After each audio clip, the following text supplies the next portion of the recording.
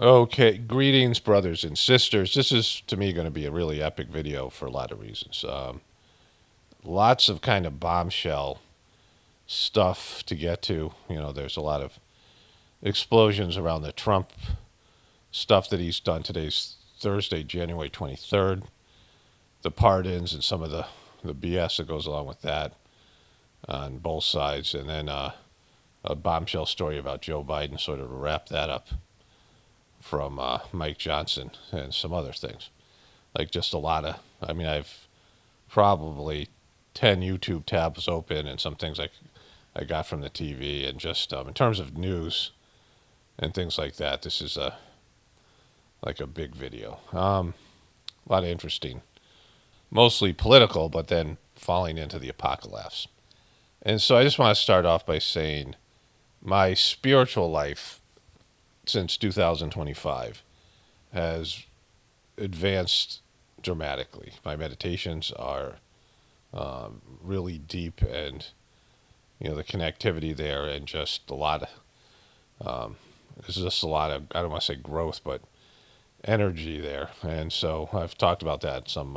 This is going to be the introduction to the 176th Journey series as well. This audio. And what I want to start off with is a story, right? And so, in your religious life, in a person's spiritual life, religious life, and then, hopefully at some point a spiritual life, a religious life and a spiritual life are two different things.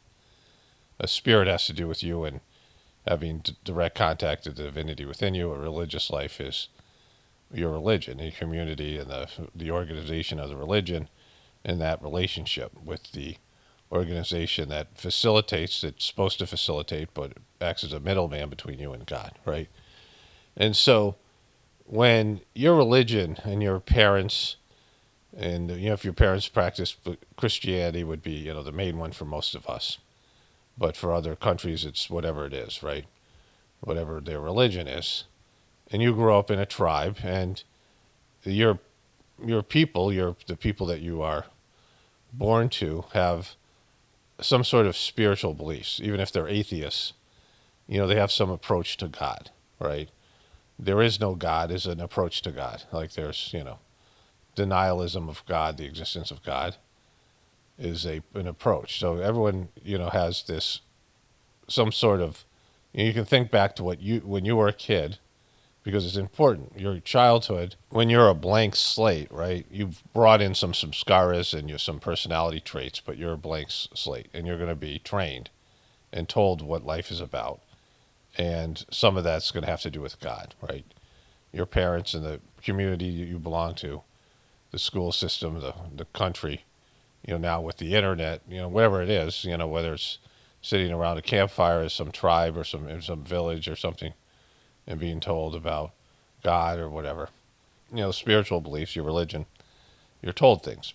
And when it's like with everything else, like you're taught about life, like how people interact, in terms of your parents' relationship. That's you're being, how you're being modeled what a marriage is about, right?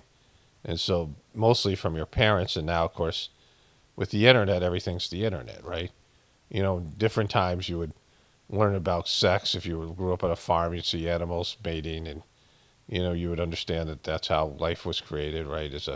As a child, you would see things like that. If you were living in like a rural area, if you had livestock on a farm, and your parents might explain to you whatever it is, like this school system. And now, of course, you see kids growing up nowadays learning from the internet and pornography, right? So there's just different way of you being given information about your world and your life around you, and just history of the world, and specifically what I'm talking about here is your understanding of God, right? What's defining your relationship? What's God about? What's your relationship with God? What's your reason for connecting to God, or whatever it is, right? What's your what's important about all of the things to do with God? And so if you grew up with a Christian, the first thing is you want to go to heaven. Like your parents say, I want to go to heaven. Your parents say they want to go to heaven. And that all the people that you grew up with, they want to go to heaven. And all the people at church want to go to heaven. And that heaven's a good thing. So you're going to die some point, and you're going to go somewhere. It's either going to be heaven and hell. The only way to get to heaven is accepting Lord Jesus Christ as your Lord and Savior, the only Son of God, and that's the only way to get to heaven, right? That's what you're told. And so the organization, the religious organization, is imperative to your afterlife, to your spiritual life, because you don't want to go to hell, do you? I mean, you're not one of those guys that want to go to hell. You want to go to heaven. And this is how you get to heaven. So you're told that, and when you're a young kid, you believe everything your parents tell you.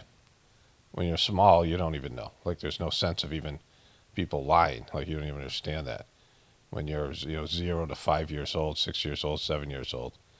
And even then, after that, it takes a while before you're a teenager. And you realize your parents are full of shit, right? Like this, you're 13, 14 years old. Like, I had a good spiritual life. Like, growing up as a Catholic, I have no problems. I wasn't an altar boy, but I went to catechism. I went to all this stuff, the religious training. My mom had a year of catechism at my house. And, I was a good kid for the most part, but I remember being sent to my room every class we had at my house. Somehow being at my house turned me into the class clown, which is kind of interesting. Otherwise I just, I wasn't in trouble. I didn't get in trouble at school. And really at home, I didn't, do anything. I mean, I had a few, bad decisions, but not anything malicious. But we had catechism over my house, and I was acting up the whole time. I guess in a way where, I felt comfortable at home or whatever. But, my mom and dad had, my dad just sort of tagged along, but my mom had a prayer meeting at her house, and there was nuns that used to come to it, and various, Catholic people and Christian people. Sometimes they'd bring their kids, and I'd hang out with their kids.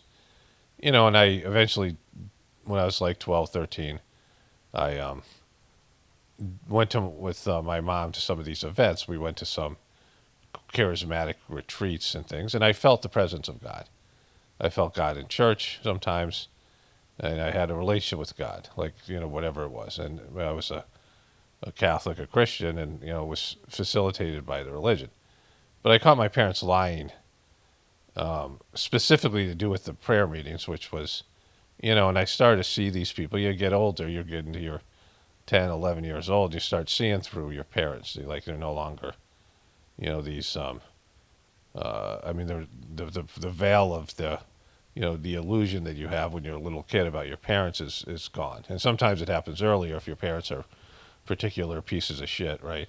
But them lying specifically to me about, like, stuff that some of these kids, these charismatic kids, were saying things to me that they knew about me because my parents were talking about me to these people, which I didn't feel cool about, right? Well, what happened first was they were telling me things about some of these other kids, and I'm like, I should know this stuff, right? Kids are brutal, and I should know, my parents talking to parents of other parents, and their parents telling me stuff about other kids, and I knew, like, kids will say anything to other kids, and everyone would know, right? Things like whatever that would embarrass the kids. And so I was like, I should know this information. Like, this isn't cool. And so I said, are you talking about me, right? Don't talk about me, so. I mean, I was conscious enough to understand that this wasn't a good thing, right? Because, these kids were, I mean, some of them were going to my schools or whatever. I didn't know them really, but, you shouldn't know intimate details about these kids' lives as another kid because their parents ratted them out to another parent, right? And my parents were denying, oh, we don't talk about you at all, like this stuff. And I kind of thought that we were lying. Like, it was like I had this, where I woke up to a certain extent, right? I had these moments when I was a kid. My first, like, conscious memory was I was 4 years old, and I remember this, like, little, like, I was wearing a red T-shirt and red snap-on pants, like, just, I have adult memory of this event. That's like my first memory. And my dad and I were walking around the pond at Elizabeth Park, and there was these lily pads, like, before they opened up. And I'm like, that's a frog. And my dad's like, no, it's not a frog. And we had some sort of an argument. And he said, well, why don't you grab it, right? And so he was holding my hand, and I reached out to grab the lily pad. He let go of my hand, and I fell into the water because my dad was an asshole. And my dad was laughing, and I'm sitting in this pond water, right? And I have this moment where, like, I'm an adult. Like, I'm totally aware of, like, I mean, all of a sudden my adult consciousness descended into me as a kid. And I was sitting there going, I wasn't like mad or anything, but like, oh, this guy's a chucklehead. My dad, like, you got to look out for yourself. Like, this guy's a tool. And I had this moment. Then when I was like 7 or 8, my mom, I had like a lip sore, like some kind of fever blister. And my mom put some like Neosporin or stuff on my face and sent me to school. And she said, don't touch it. Don't smear it. It'll heal. Of course, it's some kind of bullshit chemical thing, so it's not even like good stuff. But I get to school and the thing looks like a booger. And I walk in and all the my kids are there. Roman's got a booger on his face. And I remember sitting there going, okay, you can't trust your mom anymore. Like, she's fucking clueless about what you're going through, right? So I had these moments where, like, my consciousness ascended to a higher level. And then when you turn a teenager, you start seeing your parents in different light. And so I knew my parents were lying to me, but I had no, like, confirmation of it. And then I was hanging out with these kids. They were having the prayer meeting downstairs, and they started talking to me about things my parents had said about me. And I was like, oh, and I confronted my parents, and I said, you guys lied. Like, you fucking lied. And they just looked at me with deer in the headlights, like they didn't know what to do because they didn't, right? And because of that, I lost faith in the religion because this was tied to the prayer meetings. I was like, these people claim to be religious or spiritual people, but they're shitty people. They're incompetent. Their kids are all fucked up. Like I was, they were frauds. I talked about later I would get this Vedic astrology reading, and I was in a Rahu period, which is a shadow planet, from the time I was 10 until the time I was 28. And this is when my Saturn returned. This is this is a different type of astrology, the Vedic astrology that comes from India, as opposed to the normal astrology that I think comes from Greece. I'm not sure where. Doesn't matter. But anyways, but I had a good upbringing in terms of my religion. I had no problem with Jesus and the religion, but I ended up getting a concussion, falling off a zip line, and then shortly thereafter I started smoking pot, hanging out with degenerates, people who are drug addicts, and no, not drug addicts, but people use drugs and partiers and things. And I wasn't focused on God for the next 18, whatever it was, 14, or when I was 14, I got the concussion. That's 28, so 14 years. But really since my, whatever had happened with my parents, right? So when I turned 14, I was not focused on God, right? I didn't believe in my religion anymore. Like, it was just, and it was good for me that happened. Like, I look at that as a blessing because, I didn't make the distinction, which people don't. People leave their religion and they don't think that there's God at all. They think God's a lie because they think their religion's a lie, which happens to lots of people. So that's the other downfall. When your religion turns out to be bullshit, which they all are to some extent, and there's things in the religion where you're like, how are these people spiritual?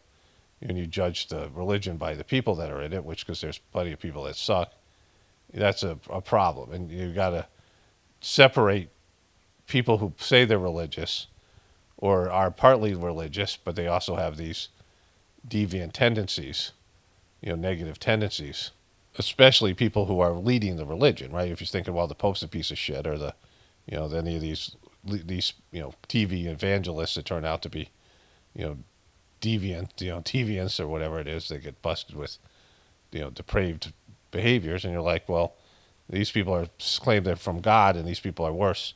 When I started to see people who said that they were religious worse than the other people, right? Like, worse than people who were heathens. Like, the heathens were more honest and funner to be around and these things, right? There's a Billy Joel song. I'm not a Billy Joel fan. I think it was it Virginia? Was it now? I don't know what the song is, but there's a line in it. I'd rather laugh with the sinners than cry with the saints. These things, right? And there's just this negativity and lack of enjoyment that's associated with religion and all these things, right? That somehow these people are being deprived of having a good time and partying. But going back to what I was saying here, so if you grow up as a Christian, the first thing is you're going to go to heaven. You want to go to heaven, right? So that's the first part. The second part is Jesus' miracles and his ability to change things, right, in the material world. And he can do supernatural things, like a being that can not only change these things, for himself, but change these things for you and other people. So if you accept this religion, then miracles can happen, right? Christians are always believing things to be miracles. In the interview with Joe Rogan, Mel Gibson said that he was a low-life piece of shit, addict, his addictions. And somehow Jesus saved him from those addictions, and otherwise he couldn't do it. He couldn't do it without God, and so that was a miracle, which, was a better idea of a miracle than a physical miracle, right? But, all these other religions, these saints, these divine beings can do things. Krishna could pick up a mountain with his pinky. He had this, there was a war going on. He had this disc, this cosmic disc he could use to just destroy things, right? And then all the other things that he did that were, as a young kid and then all the way through as an adult, right? So he had all these supernatural powers. I mean, literally like a superhero. The heroes of the Mahabharata could do supernatural things and charge arrows with mantras and things with like turn them into weapons of mass destruction, even turning things into nuclear bombs. All these things, right? And so, there's these kind of things in every religion, but the Christian religion tells you that all those other religions are bullshit and they're satanic, and if you believe in that, you're going to go to hell. So that's the other thing that they're indoctrinating you with, right?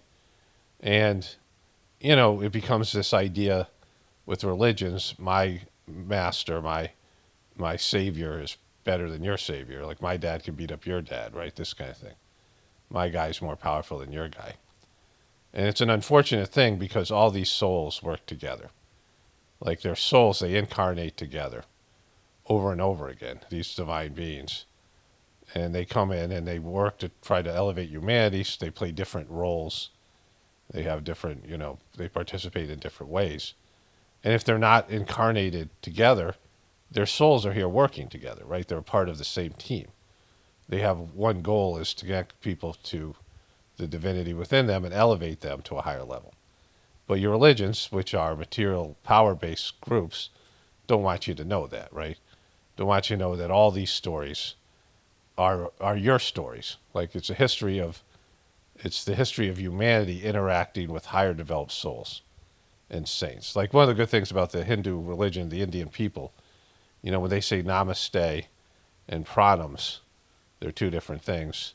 The namaste is the divinity within me bows to the divinity within you.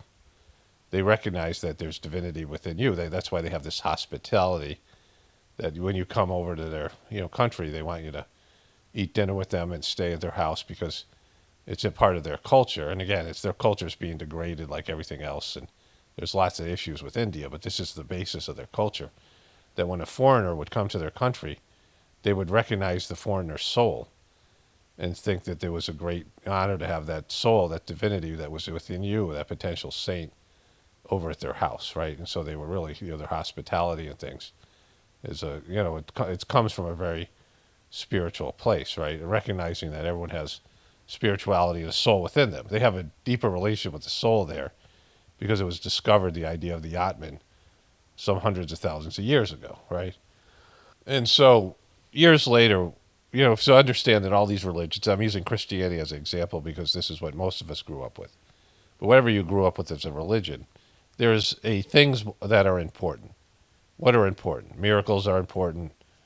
Going to heaven is important, right? Jesus is the only Son of God. These things, these teachings, these are what important, right? In terms of Christians, with other religions, there's an importance, and there's different sects, S-E-C-T-S, sects, different groups of people and different thought.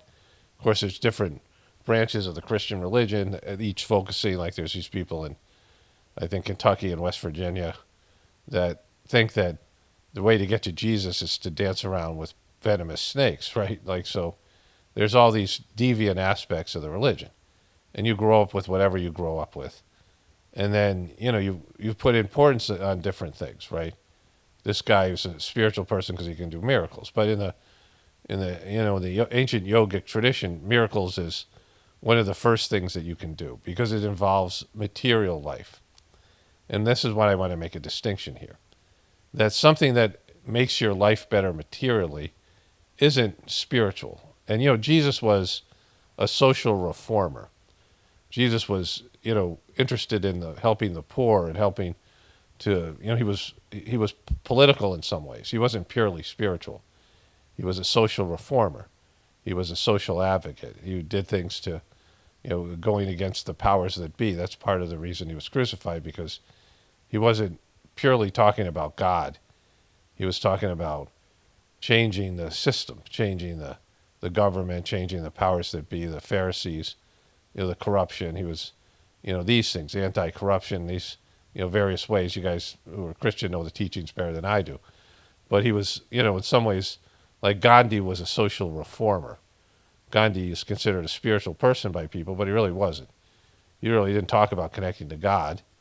He talked about getting the British out of India, and he talked about, helping and elevate the poor people and these things, right? Jesus curing leopards and curing the sick and raising people from the dead, that's not spiritual. That's physical. Like it's a very physical thing. Like a lot of people, where they're at in their spiritual existence is how can, this is the Oprah Winfrey spiritualism. How can doing some new age thing or doing a religion help my material life? How can God make my life better? How can, I can be enhanced in some way? When I first started doing yoga, my first attempt at yoga, it was strictly to become a better basketball player. It had almost nothing to do with, at least consciously, my wanting a relationship with God.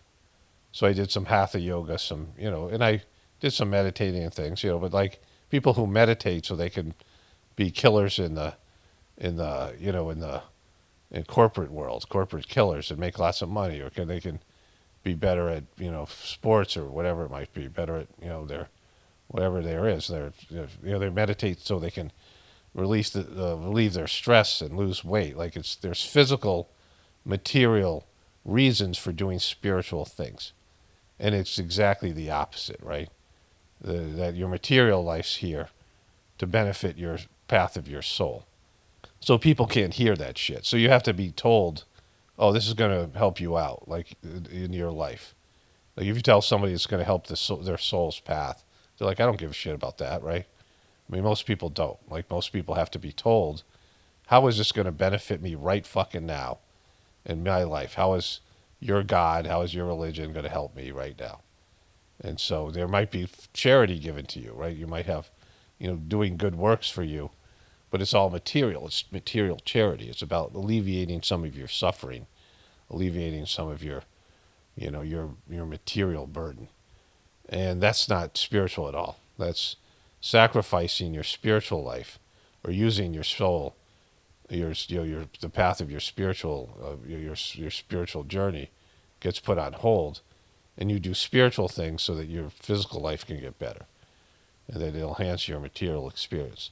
And then maybe some bullshit promise about what happens when you die, right?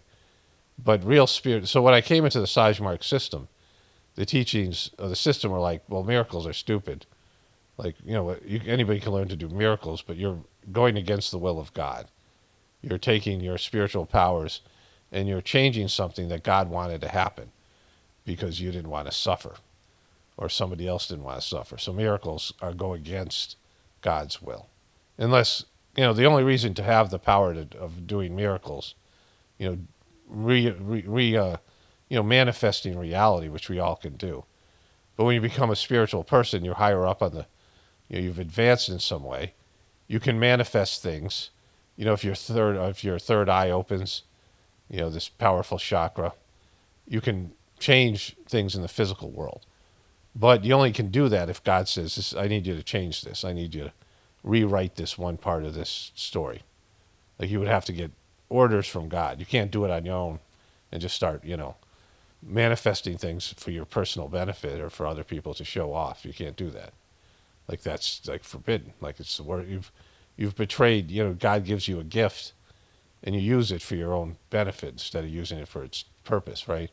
If you have divine powers, it's only for divine usage. It's based in divinity, and that's where some of the immaturity in Jesus' story. You can see that he was just going around doing shit because he could, right? Not because he was supposed to. So what I learned in the Sajmark system, it's about a spiritual transformation. And that was what was most valued. And the most difficult thing to do is help other people attain a spiritual state, higher levels of spiritual consciousness, and move forward on their spiritual journey and connect them with their soul.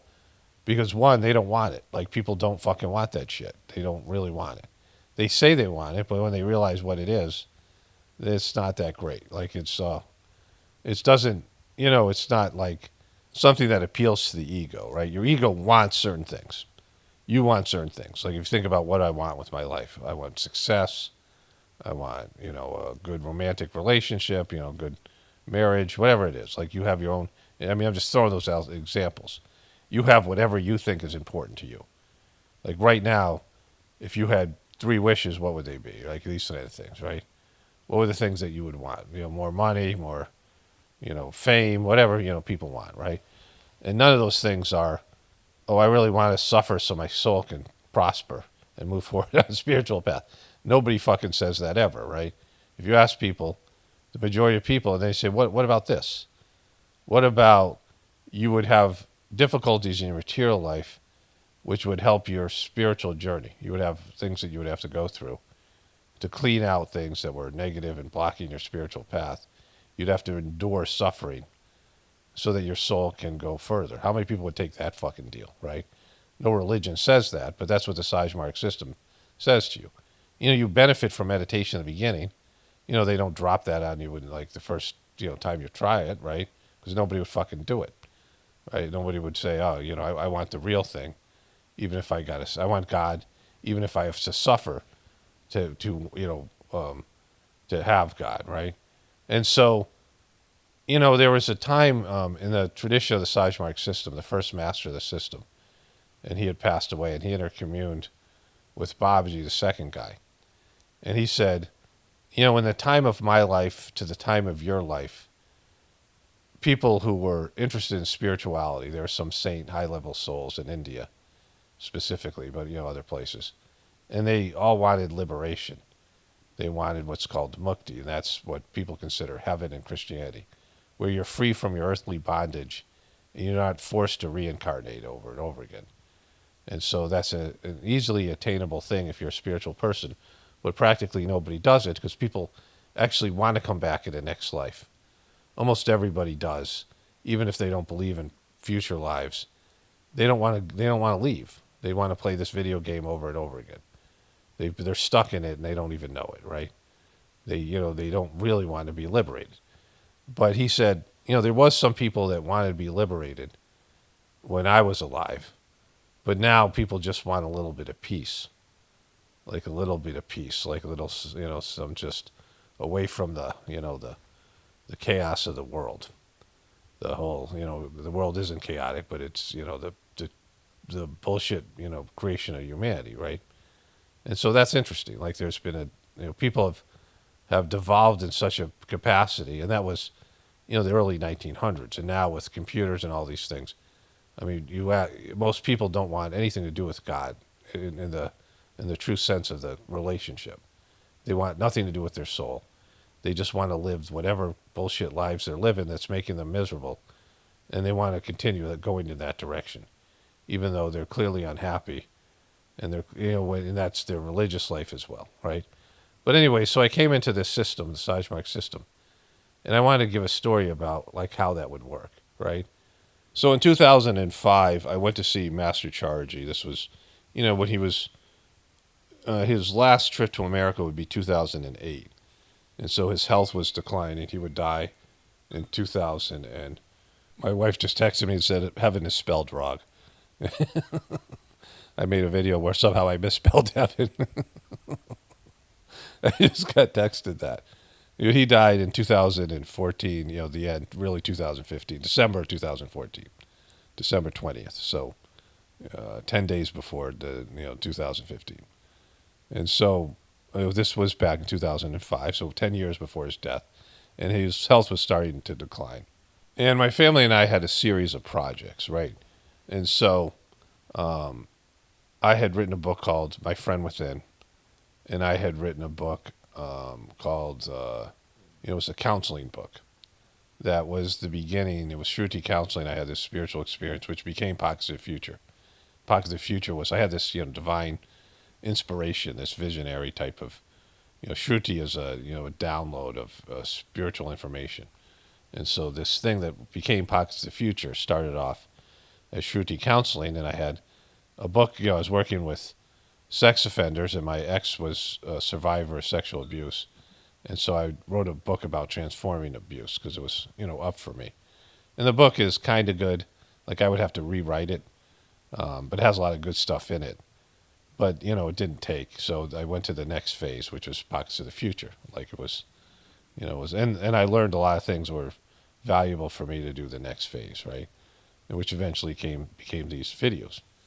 And the Pockets of the Future was this idea that the world is going to collapse, and there's going to have to be people now who are preparing for that, who are on a spiritual level certainly, and then on a material level, and there had to be groups of people all over the world who are creating these pockets of the future that would be living living now the way that people were going to have to live in the future, that they were going to be able to make the transition easier for themselves and other people, because some people had to survive this thing, based on the teachings, the collapse of the system. This was, based in the Sajmark teachings.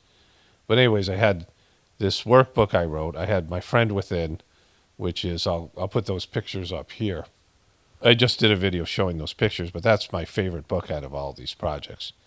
And my ex and I had written a ABC book for Sajmark, and I mostly was working on a curriculum of activities and spiritual teachings that kids could do with their parents with this book, as a companion to the book. It was like a homeschooling book with spiritual. It was like a catechism for the Sajmark system. And so these things were all crudely printed. I had the ability to make, we had one of those machines where you could do spiral binding. And so I'd print out these books, and they were crudely done. And they weighed a lot. They weighed a lot. And they were in a not very good backpack that I had, a backpack that sort of slunk on my, shoulders. And I was carrying these things around because I wanted to present them to Chargy, because it was just kind of what you did in this tradition. If you had projects, he would enhance the projects, and he would, he would make them, like your interaction with him would somehow elevate the work.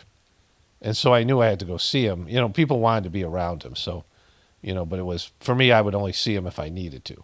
Like I didn't want to bother him if I really didn't need to see him. Like it was cool to be around him because the energy he exuded, that he would exude.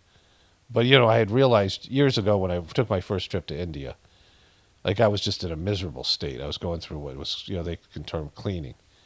And there was group meditation like twice a day, one in the morning and one in the afternoon.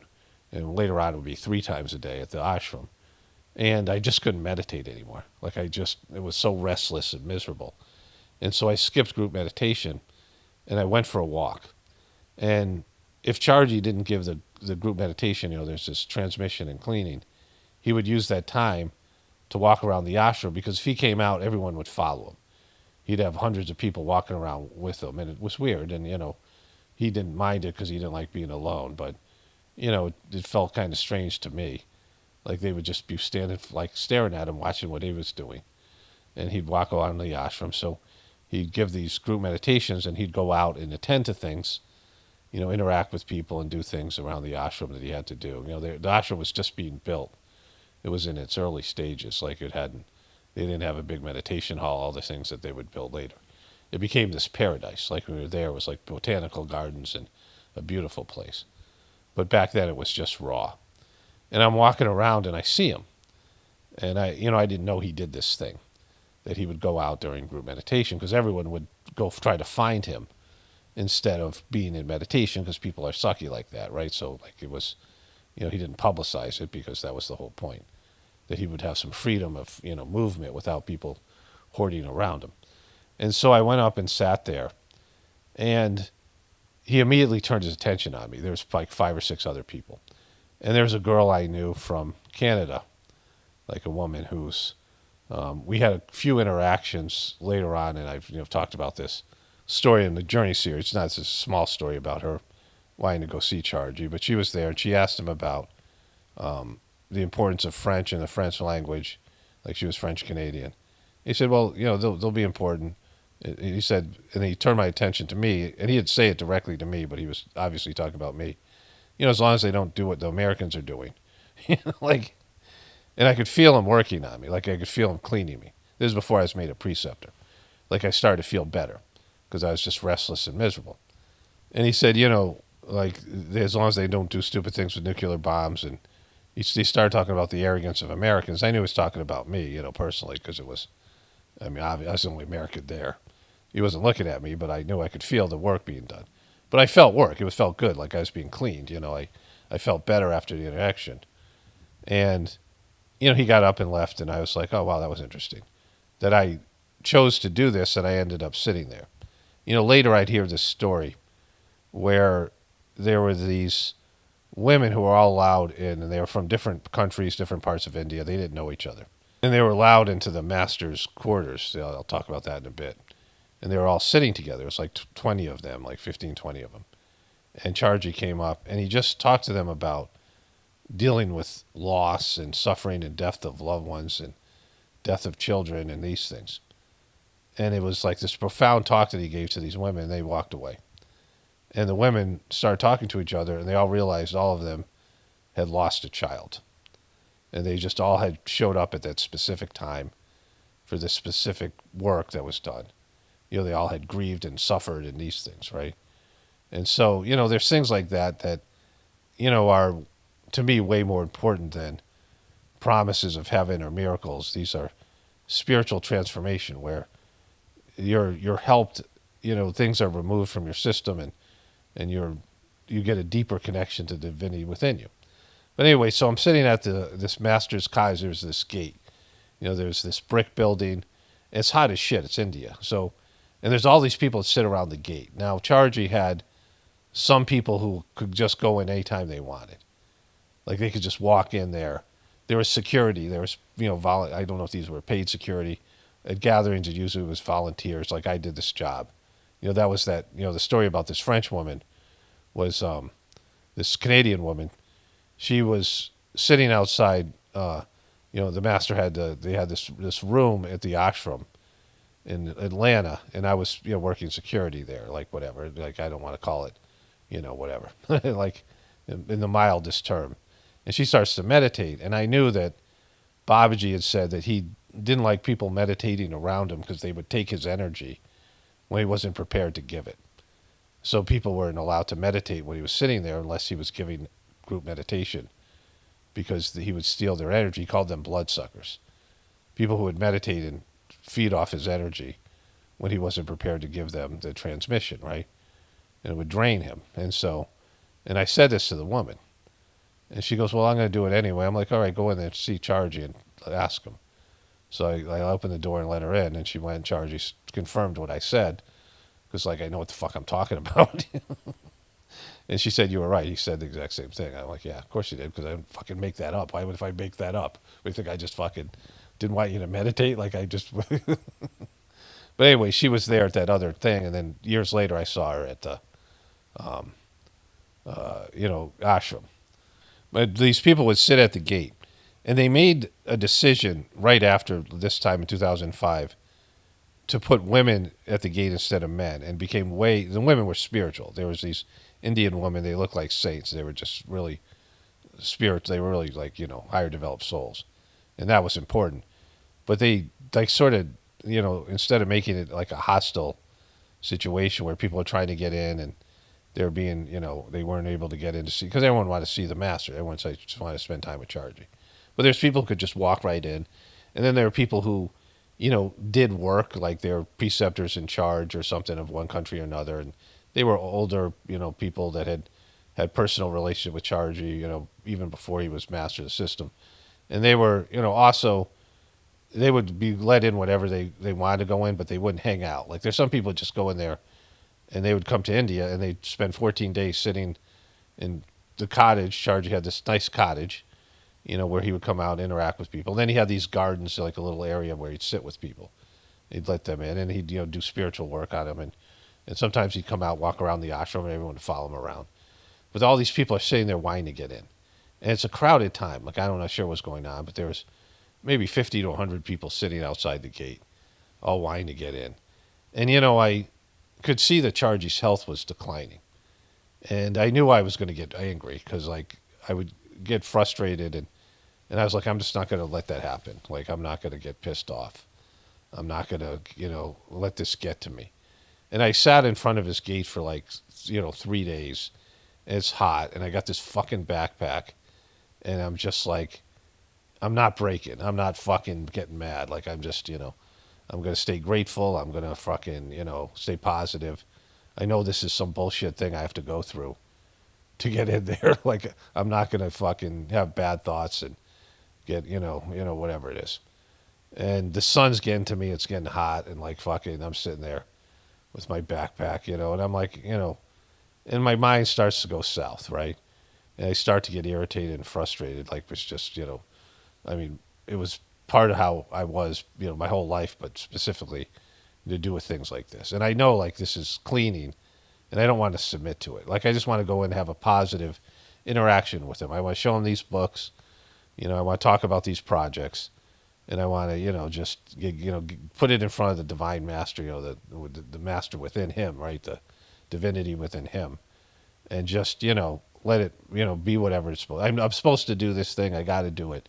And I want it to go well. I want to have this smooth, happy interaction with him, right?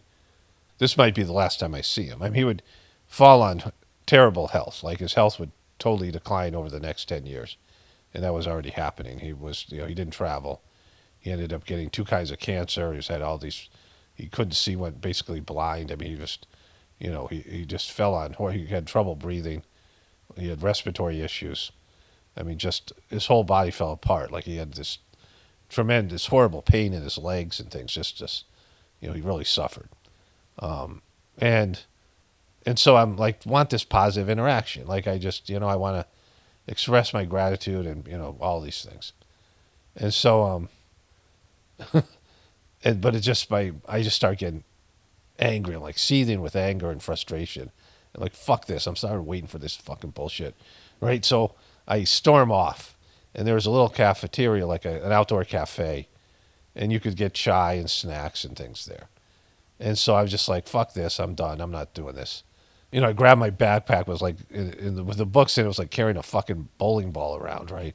This old, like, sort of, I don't know what kind of material it was, like that stuff, that army material. And there was no support. There was not, like, any structure to the backpack, so I was carrying this fucking bowling ball around. And I just storm off like I'm pissed, right? And I go and I get a cup of chai and I'm sitting there like I just, I'm just going to enjoy the rest of the time here. I'm not fucking dealing with this thing. I'm just, And, at the cafe, there's probably 100 or so people sitting around, from all different parts of the world, country and things like this. And people knew who I was, but, I wasn't famous in the system. I mean, some people knew who I was, but not really. And to the Indians, we all look, the same. It's all these different Europeans and Americans. And so I'm sitting there drinking my chai, and this young Indian guy comes up to me, and he goes, nice guy. The master will see you now. And it was, this, I mean, it's a very subtle thing. But it was the moment I broke. And again, he didn't have cameras out watching me, and no one would know because this is all going on inside of me. Like, as far as anybody else knew, I was sitting there, and no one noticed me because I don't like to be noticed. I have ways of being invisible. I have ways of blending in, like I've learned over the years. I mean, it's partly part of the problem with my YouTube channel is because I purposefully, I can camouflage myself, but nobody would have noticed me. And I didn't make a big thing. I didn't say, fuck this. I didn't say anything out loud. And so as for anybody watching, all I did was get up and leave the area where I was sitting. I was on a list, right? And I went to the cafe, which was 300 feet away from Chargie's cottage. There's a gate and a fence there, but it's right outside the gate and the fence. And nobody would know. And they didn't come and tell you. If you didn't sit there, they didn't go find you, right? You had to be there. That's why I was sitting there. But see, sent somebody out, Chargie. The moment I broke, the moment I went south and started to get angry and frustrated, And I knew that this was being pulled out of me, this inner poison, the anger, the frustration, because I'd been through it and everyone was part of the teachings. This is like, to me, what's valuable, that I could see the benefit right in that moment, like, over and over again. Like, I'd go to these gatherings and I would get, fear would come up or anger would come up or frustration would come up, hatred even, things like that. Like, I would have bad thoughts and bad feelings and they would be cleaned out. And it was unpleasant to go through. It all happened inside you, and it didn't happen just to me. Like, everybody has these stories. The inner poison was being cleaned out so that you could better experience divinity. And all the stuff I was told about my Christian religion, what was important, what Jesus was and what Jesus wasn't, and going to heaven and all these things, that isn't important to me. Like, it was what I was told as a kid. What's important to me now, and what was important to me throughout my system, doing this system, is that it connects me to divinity, right? That within me, and there's a process, and I can experience it in the moment. Like, I can see benefit right there, even though it's fucking unpleasant, right? So I knew, like, I was like, oh, you got me, like this thing. Like, I tried to, will myself away from, I didn't want to have this thing. And I had it so many times before where I go through something. So I walked in there and I showed Chargy the books, and one of the books I had put these pictures in it. It was, it was the ABC book.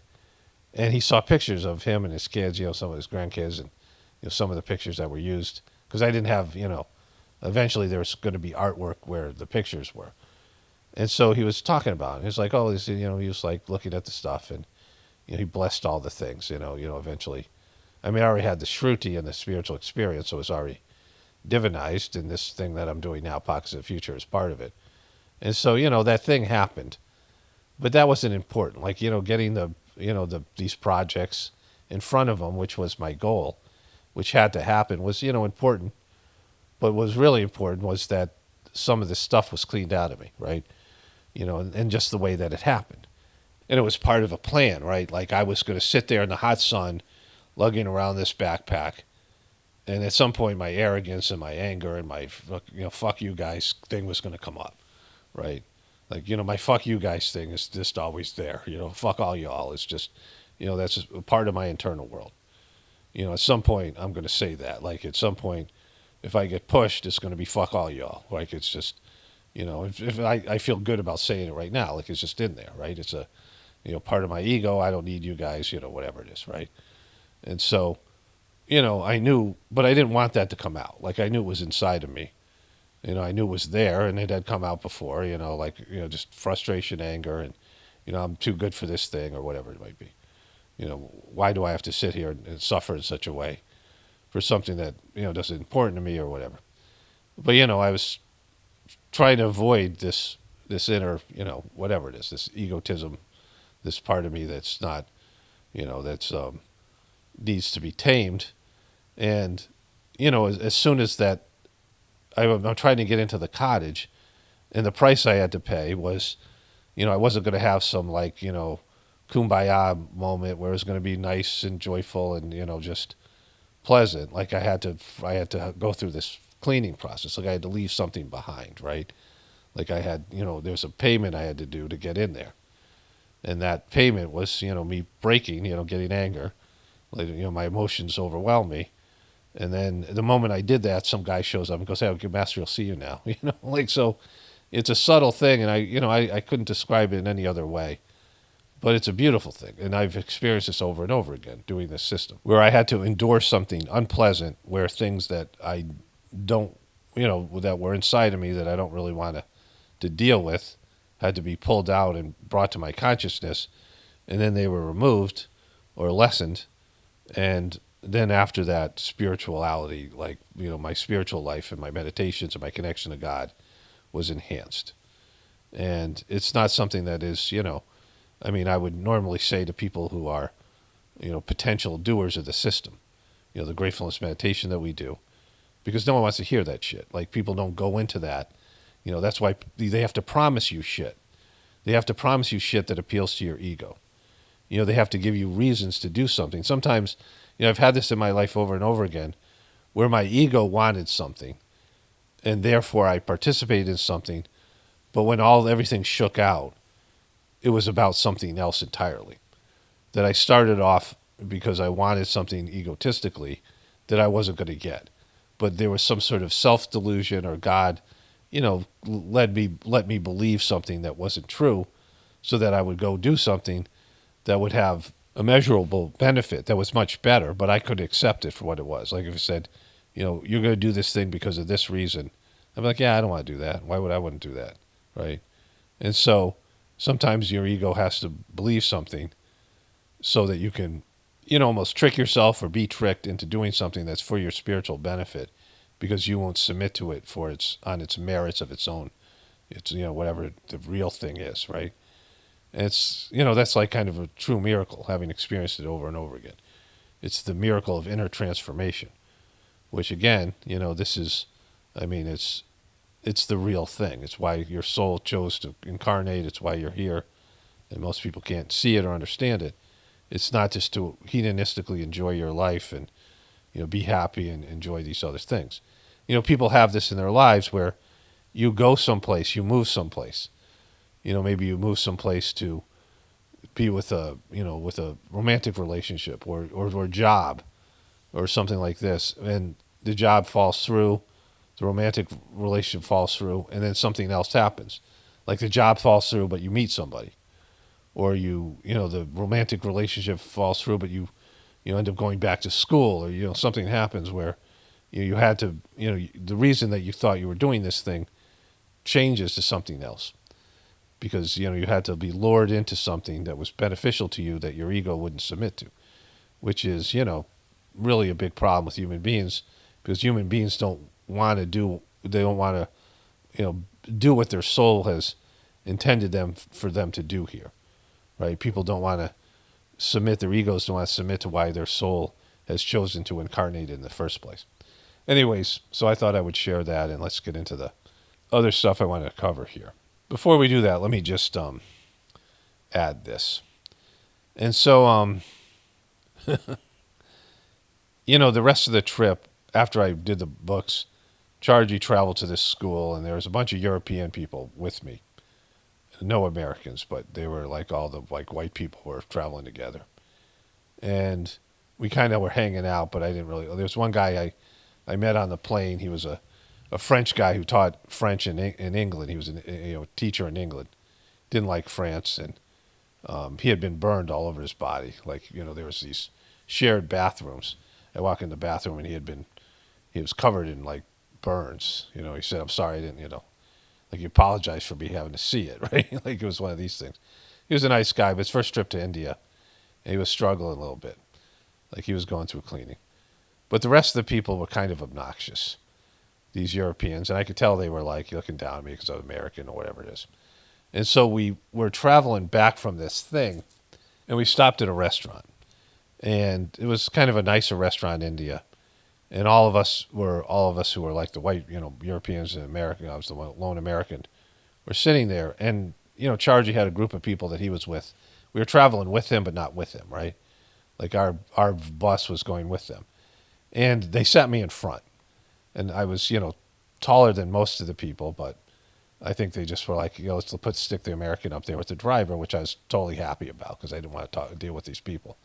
Most of them were speaking, their own language anyway, right? And I would get out, and the people wanted to stop, and they were like, "Can you tell the driver to stop?" And they wanted to get a drink. It was some little store. They have a lot of convenience stores in India. And I went and bought the driver something to drink, whatever. And I was kind of I don't know what's going on, but I was kind of apologizing for these people's behavior. They were so obnoxious, right? But we went to this restaurant before that, and the food was taking forever. And there was a guy, he was a tough-looking guy, he was from France, and he was a former gym teacher. And he was sitting at my table, seemed like a nice guy. And our table got served our food.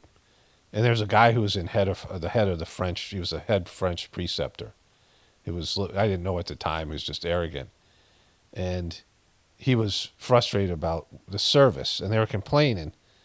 And, we were here with the master, Chargy, and we had just ascended into this restaurant with about 60 people. And they weren't able to get all the food out because the fucking restaurant, I'd worked at waiting tables. And I was like, my God, these people are fucking horrible.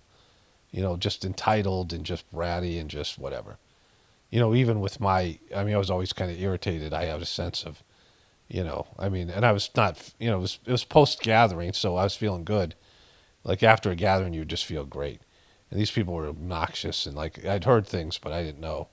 I'd heard stories, but I hadn't experienced it.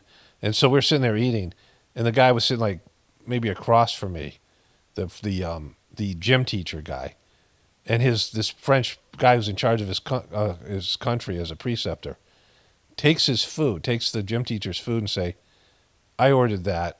That's mine," and he walks away and goes to eat it, right? Because they ordered the same thing, and he thought it was supposed to be for him.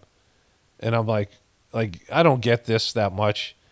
Well, I'm like I'm gonna slap this motherfucker. Like like like I didn't, but I'm like having those thoughts, right? And especially when I was in good space, just because he's so obnoxious. Like I'm like this guy deserved to be slapped, right? And so I'm saying that because when I was sitting at the ashram, waiting for Chargy to get in, this was one of the sub stories.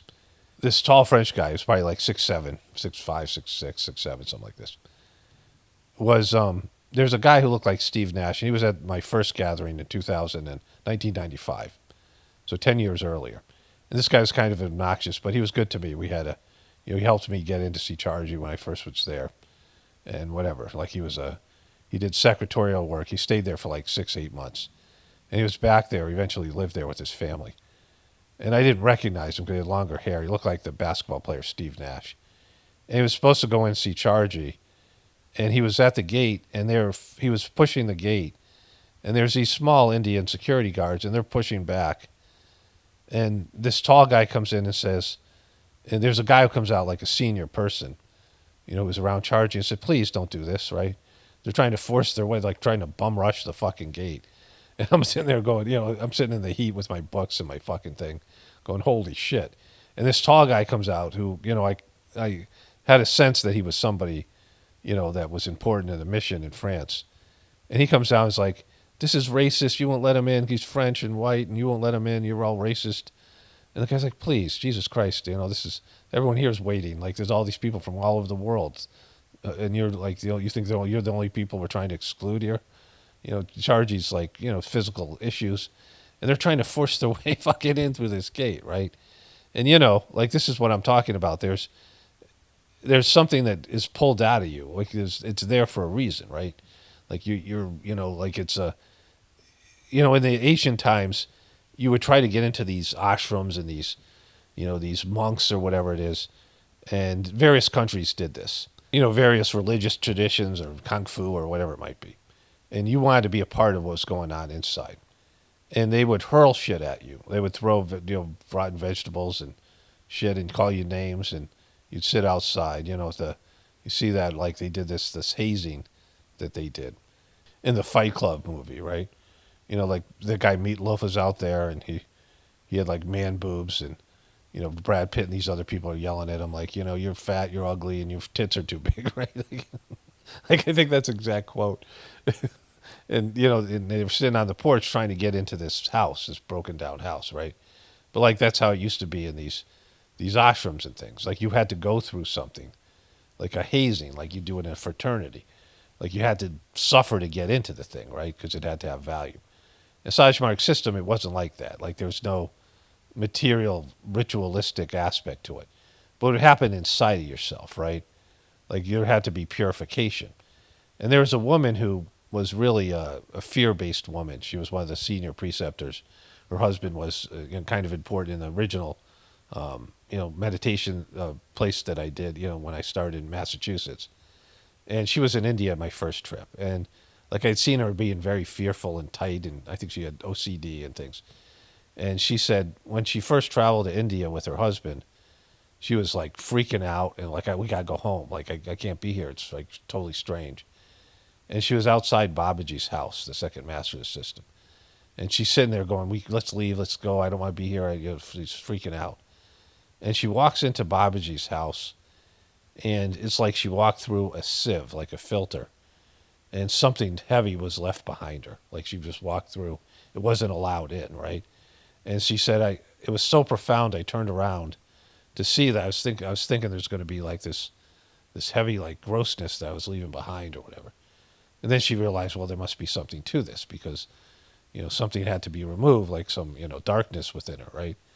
And so, this is what's given here in the system, like things that, people are attached to or don't want to see that are inside of them, and things that they don't want to get rid of, things that their ego thinks they need, defense stuff, anger stuff, whatever. And that stuff is eliminated through the cleaning process, which enhances a person's ability to connect to the divinity within them, which is, to me, the most valuable and the most spiritual thing that could ever exist. And so that's why I do the system I do, because, I've been convinced that in my own experience, not because I'm promised something when I die or I'm promised something now in my material life, but because that it makes you a better person. It makes you, it pulls the divinity out and removes the shit that, the stuff inside of you that shouldn't be there. All right, let's go to the other stuff here. Okay. My wife and I listened to we were driving yesterday, and we listened to various things, podcasts and some stuff. And one of the podcasts has a clip about this interview with Mike Johnson. And it's very telling. One of the biggest bombshells, which we already knew, like it's not something new to us. But coming from this guy, right? Mike Johnson's some sort of, like they said he's from Louisiana. I mean, that's where he's a resident, but he doesn't have any kind of an accent. Like I would never guess he's from Louisiana, right? He's like some Stepford husband kind of guy, right? Just 3D printed, Ned Flanders type. Let's talk about Biden for a second. Yeah. You have said that he is the worst. I actually want to quote this, make sure I get it right. You have said that he is the worst president in the history of this country. Worse even than James Buchanan? I didn't say that. Yes, you did. No, I didn't say James Buchanan. No, you didn't say James Buchanan. You said Biden is the worst president in the history of the country. All right. With him about to leave office. Yes. Do you want to revise that, or do you stand by it? No, I do stand by it, and I say this without any personal animus at all. I mean, in some ways, I actually kind of feel sorry for Joe Biden. I mean, he's in the twilight years of his life. He is not, obviously, has not been in charge for some time, and I know this by personal observation, and now the whole world knows it, and it's been very, very concerning to me over the last, the whole world knows it, but it's not really acknowledged. Because I want to get into the whole January 6th thing and how the liberal media is melting down and all these things. This isn't a pro-Trump thing or pro-right-wing or anti-Biden thing. This is there's missing the story. Like a bunch of the stuff I'm going to talk about, and I pretty much talk about this all the time.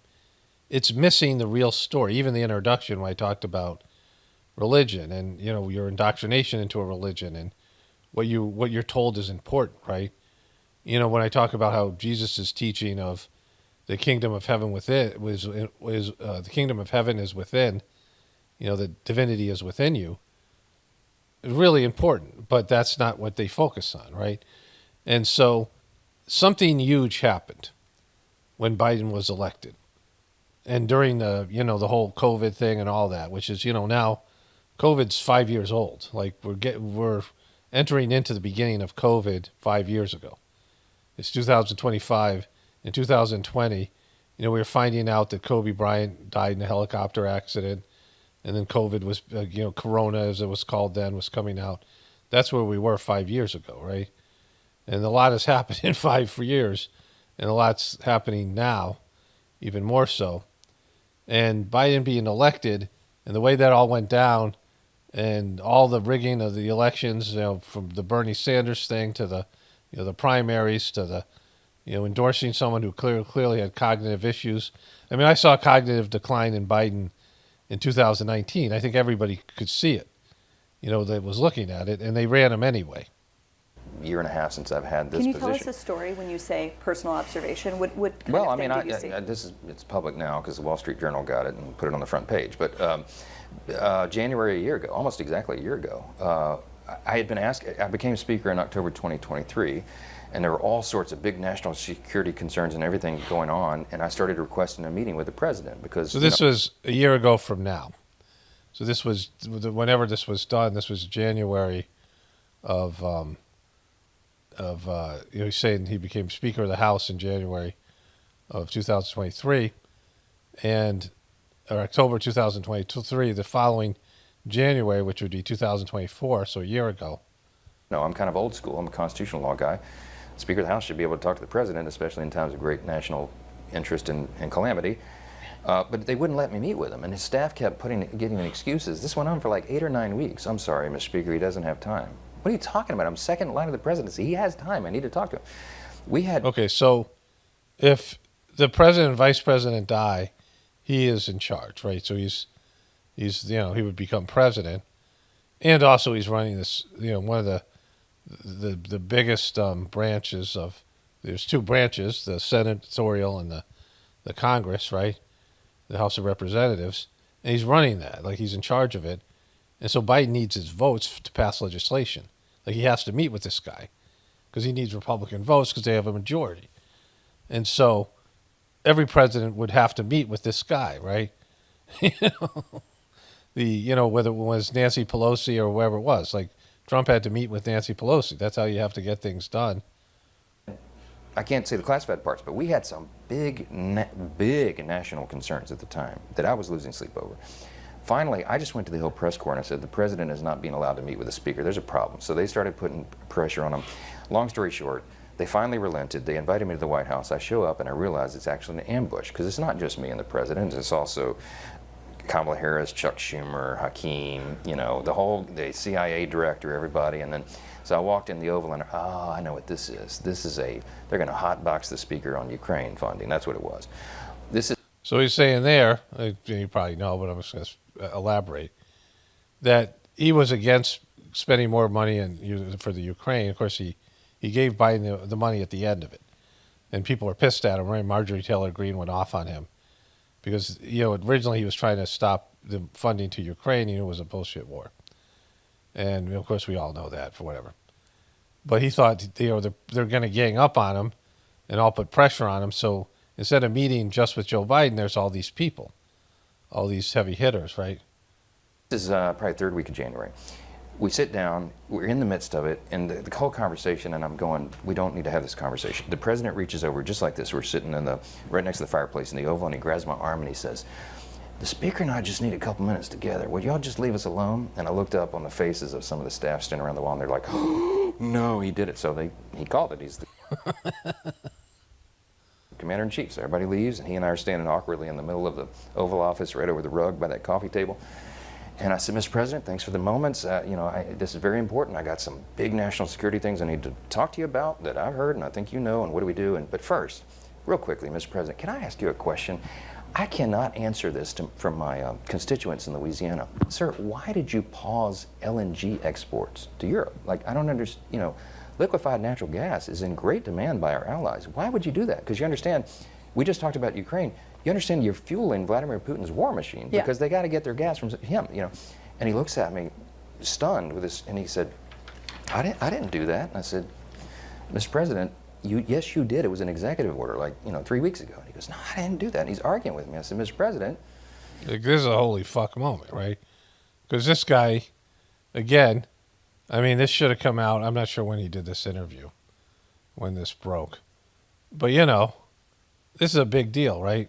Respectfully, could I go out here and ask your secretary to print it out? We'll read it together. You definitely did that. And he goes, oh, you talk about natural gas. Yes, sir. He said, no, you misunderstand. He said, what I did is I signed this thing we're gonna conduct a study on the effects of LNG. I said, no, you're not, sir. You paused it. I know. I have the export terminals in my state. I talked to those people this morning. This is doing massive damage to our economy, national security. It occurred to me, Barry, he was not lying to me. He genuinely did not know what he had signed. And I walked out of that meeting with fear and loathing because I thought, we're in serious trouble. Who is running the country? I don't know who put the paper in front of him, but he didn't know. So he's telling this story 4 days ago, right? I would assume they didn't want to have more widespread panic about Biden in his last day. So this was after Trump was sworn in.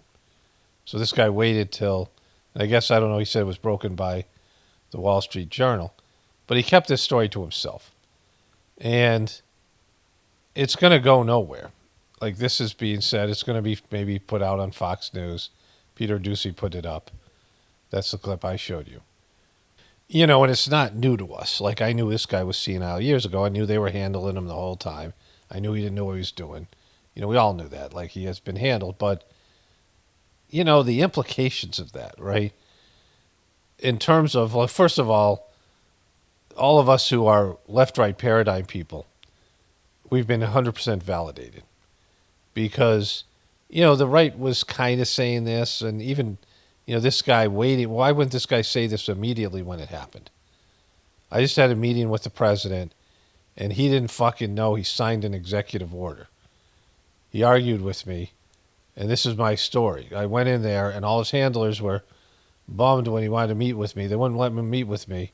And then when I did meet with him, he tells me he didn't remember signing an executive order 3 weeks ago. And so he's not running the fucking country. Your so-called elected president is not running the country. I mean, this is, you know, again, 2024 would have destroyed Biden right then. There would have been no Kamala Harris. I mean, this would have been a national scandal, all these things. People were already, like, realizing the guy was senile. So January is when the poll came out, you know, when he said that this happened, you know, when he was made Speaker of the House in 2023, and so this 2024 when he met with Biden. In January, there's this poll that said the American people, 70% of them felt like Joe Biden was not up to the job. And it had already been, you know, rumors and things from all kinds of people outside of the Republican Party. People in the Democratic Party were verbalizing these things. Of course, George Clooney would come out and say the guy was not, you know, cognizant. The person that we all saw in the debate, he saw in a fundraiser a couple weeks before the debate, right? Everyone saw that Joe Biden was not there. And, you know, they rolled out Kamala Harris and they said he's not going to run. But the American people said, and his supporters said, he's not up for the getting elected, you know, the campaign. And yeah, if he wasn't up for the campaign, he shouldn't be running the fucking country. And there was this story. And what this would inevitably do is it would have people lose faith in the democratic process. That this guy was installed as a puppet. The whole Ukraine thing was a money laundering. I mean, you know, Trump now, it set up a second Trump presidency. Like, this was a short-term deal. We all know now, like, the plan to put Biden in there, have Trump, put Biden in there again, and then install Trump. With Trump now has so much more power and so much less resistance that Trump can go do anything. And now he has this ruling from the Supreme Court, and he's, you know, hinted at martial law. I mean, not hinted. He's come out and basically said he wants to do martial law, break down posse comitatus, all these things. You know, so people think this is about Biden, but it's really about that the political system is fucked and there's no real democracy, and that they don't want people to know that because it would lose faith in a system that's already breaking down on every possible level. And so I got a bunch of other stuff like this. You know, you're really seeing the breakdown and how evident it is, right? I want to talk about that Casey and Kelly Means. We listened to the Joe Rogan podcast. It was from 3 months ago. They had been on Tucker Carlson about food and the stuff with RFK Jr. and their hopes and delusional hopes about how that could, you know, be changed. And the breakdown of the American body, right? Like all the poisons and toxins they're putting in, and they're not even getting into 5G and 4G and how that's affected people. Like, I'll talk about that a little bit later. All these things, right? But there's been a complete breakdown of all this stuff societally, and we see it, right? But again, this is a serious person, a serious governmental person that met with Joe Biden and had this experience, which clearly illustrates that the guy was not running the country, that our president, elected president, was not running the country. So who was, and what was going on behind the scenes? And they were lying about this to the American people. It's completely fucked, right? You know, like I said, we already know this, but this is like a big deal on a different level. So to tie this in, I want to get to this stuff to do with Trump and a couple of things, the January 6th pardons and him revoking John Bolton's Secret Service and security clearance and all these other things. Okay, you know, before I get into the Trump stuff with pardons of the January 6th people and the other thing with John Bolton. I wanted to say this, and my wife and I were talking about this. There's lyrics in the YMCA song that I wanted to look more into. And the lyrics of the YMCA by the Village People and the benefits of the Young Men's Christian Association, the YMCA. However, the song has also been interpreted as a gay anthem. The song lyrics were to promote the YMCA values such as physical health and community. The song has been interpreted as celebrating the YMCA's reputation as a popular place for young men to hook up, right? And so, that's got to be it, right? Because it's really embraced in the gay community. It says over and over again, it's a part of a gay anthem. So this is what Trump is putting out there as his theme song, right? This is his second time around running for president. And he's dancing and celebrating, and the YMCA song is really celebrated. They had this other song called Macho Man, which was more popular. That was their first song. And this was, the Village People was this gay black man who was in the Greenwich Village area in New York. And he got a lot of these macho men dressed in these, like male stripper, gay stripper outfits, like things that a gay male stripper would, the Village People. So this guy in the 70s, right, unbeknownst to many of us, like I was a kid, I didn't know anything about this. I don't know when these songs were released. But there was these guys dressed up like they're, going to be gay strippers. And you got these guys, these are not like musicians. It's not a band. It's one guy creating this, the music, and then getting a bunch of these gay male dancers to pose and do things and be a part of these songs and whatever it is, right? And before I read the lyrics of YMCA, their first song was called Macho Man, right? Let's show a little clip of that. So here.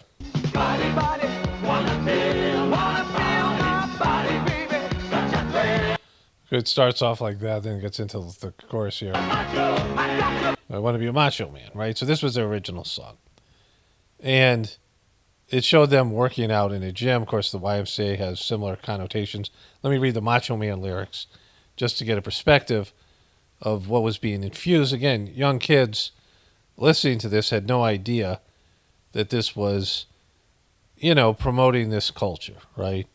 And at the time in the 70s, and it was run by this culture was so Christian and right-wing back then, and then pushing this, liberal, what's now accepted as this, this liberal gay agenda, right?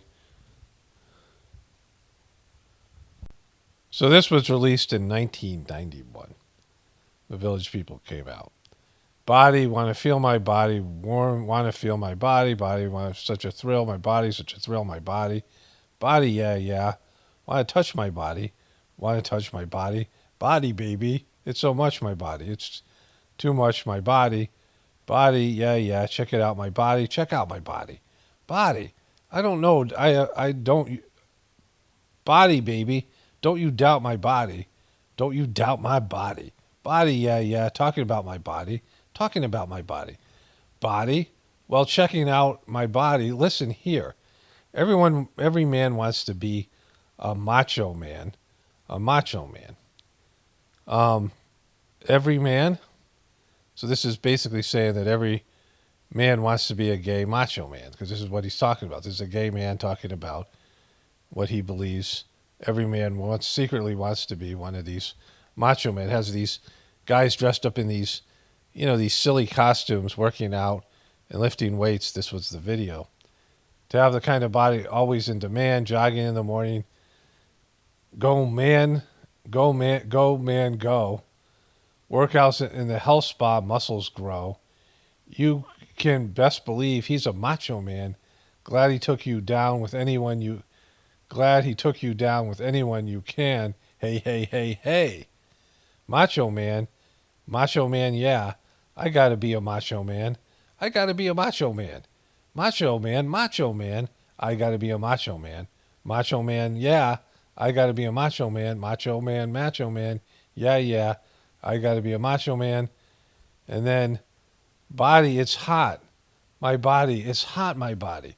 Body, love to pop my body. Love to pop my body. Body, love to please my body. Love to please my body. Body, don't you tease my body. Don't you tease my body.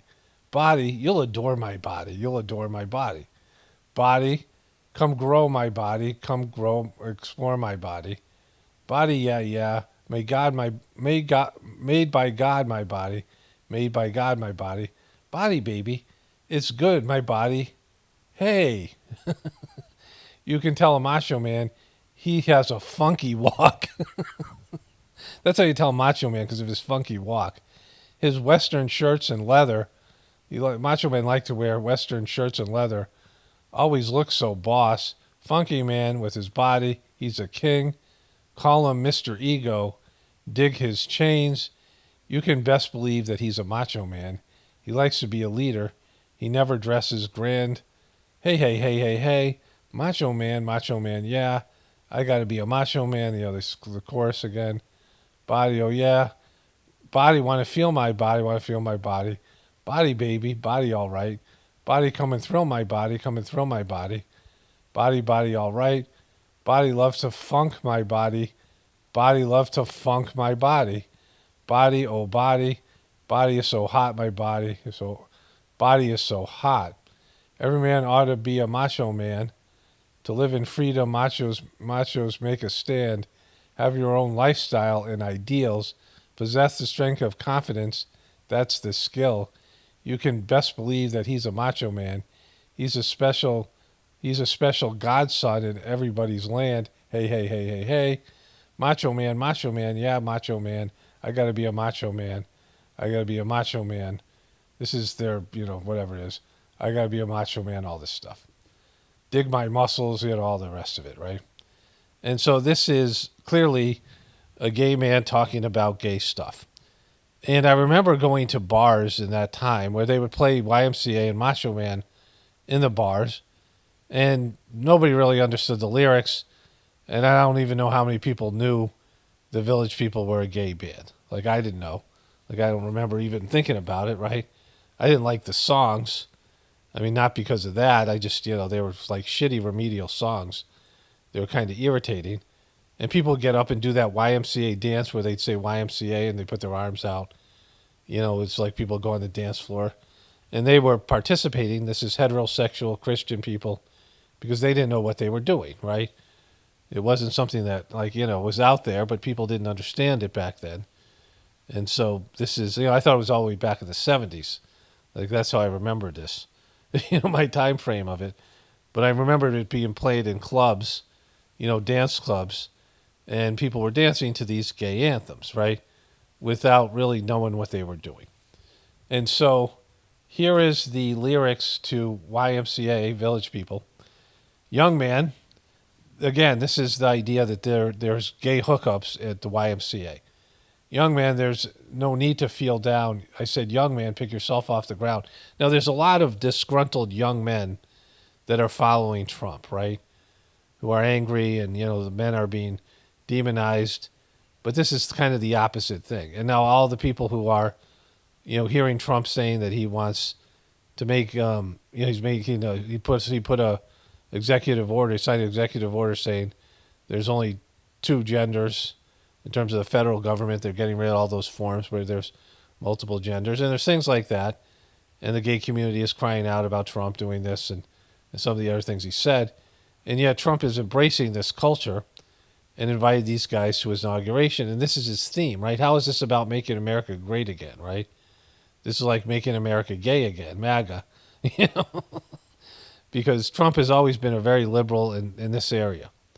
He had lots of gay friends. He's from New York, and this culture, this is a New York culture, right? Greenwich Village. I said, young man, because you're new into town, there's no need to be unhappy. So like a young man who's running away from his parents because his parents are religious and they're not accepting his being gay or something. I mean, this is like what the narrative sounds like. Young man, there's a place you can go. I said, young man, where you're short on your dough, you can stay there, and I'm sure you'll find many ways to have a good time. I'm sure you will. And again, these could be runaway kids who like, all right, you can come to the YMCA and, you can be turned into a male prostitute or something, you're a runaway. It's fun to stay at the YMCA. It's fun to stay at the YMCA. They have everything for young men to enjoy. You can hang out with all the boys. It's fun to stay at the YMCA. It's fun to stay at the YMCA. You can get yourself clean. That could be drug addiction. You can have a good meal. You can do whatever you feel. Young man, are you listening to me? I said, young man, what do you want to be? I said, young man, you can make your dreams. You can make your real dreams, but you've got to know one thing. No man does it all by himself. I said, young man, put your pride on the shelf and just go there at the YMCA, and I'm sure they can help you today. It's fun to stay at the YMCA. They have everything for young men to enjoy, hang out with all the boys, all the rest of it. Young man, I was once in your shoes. I said I was down and out on my blues. I felt no man cared if I were alive. You couldn't find a romantic partner. I felt the whole world was so jive. That's when someone came up to me and said, young man, take a walk on the street. There's a place called the YMCA. They can start you back on your way. They have everything, young man, to enjoy all these things. YMCA. And so, what the fuck does this have to do with Trump's agenda and making America great again?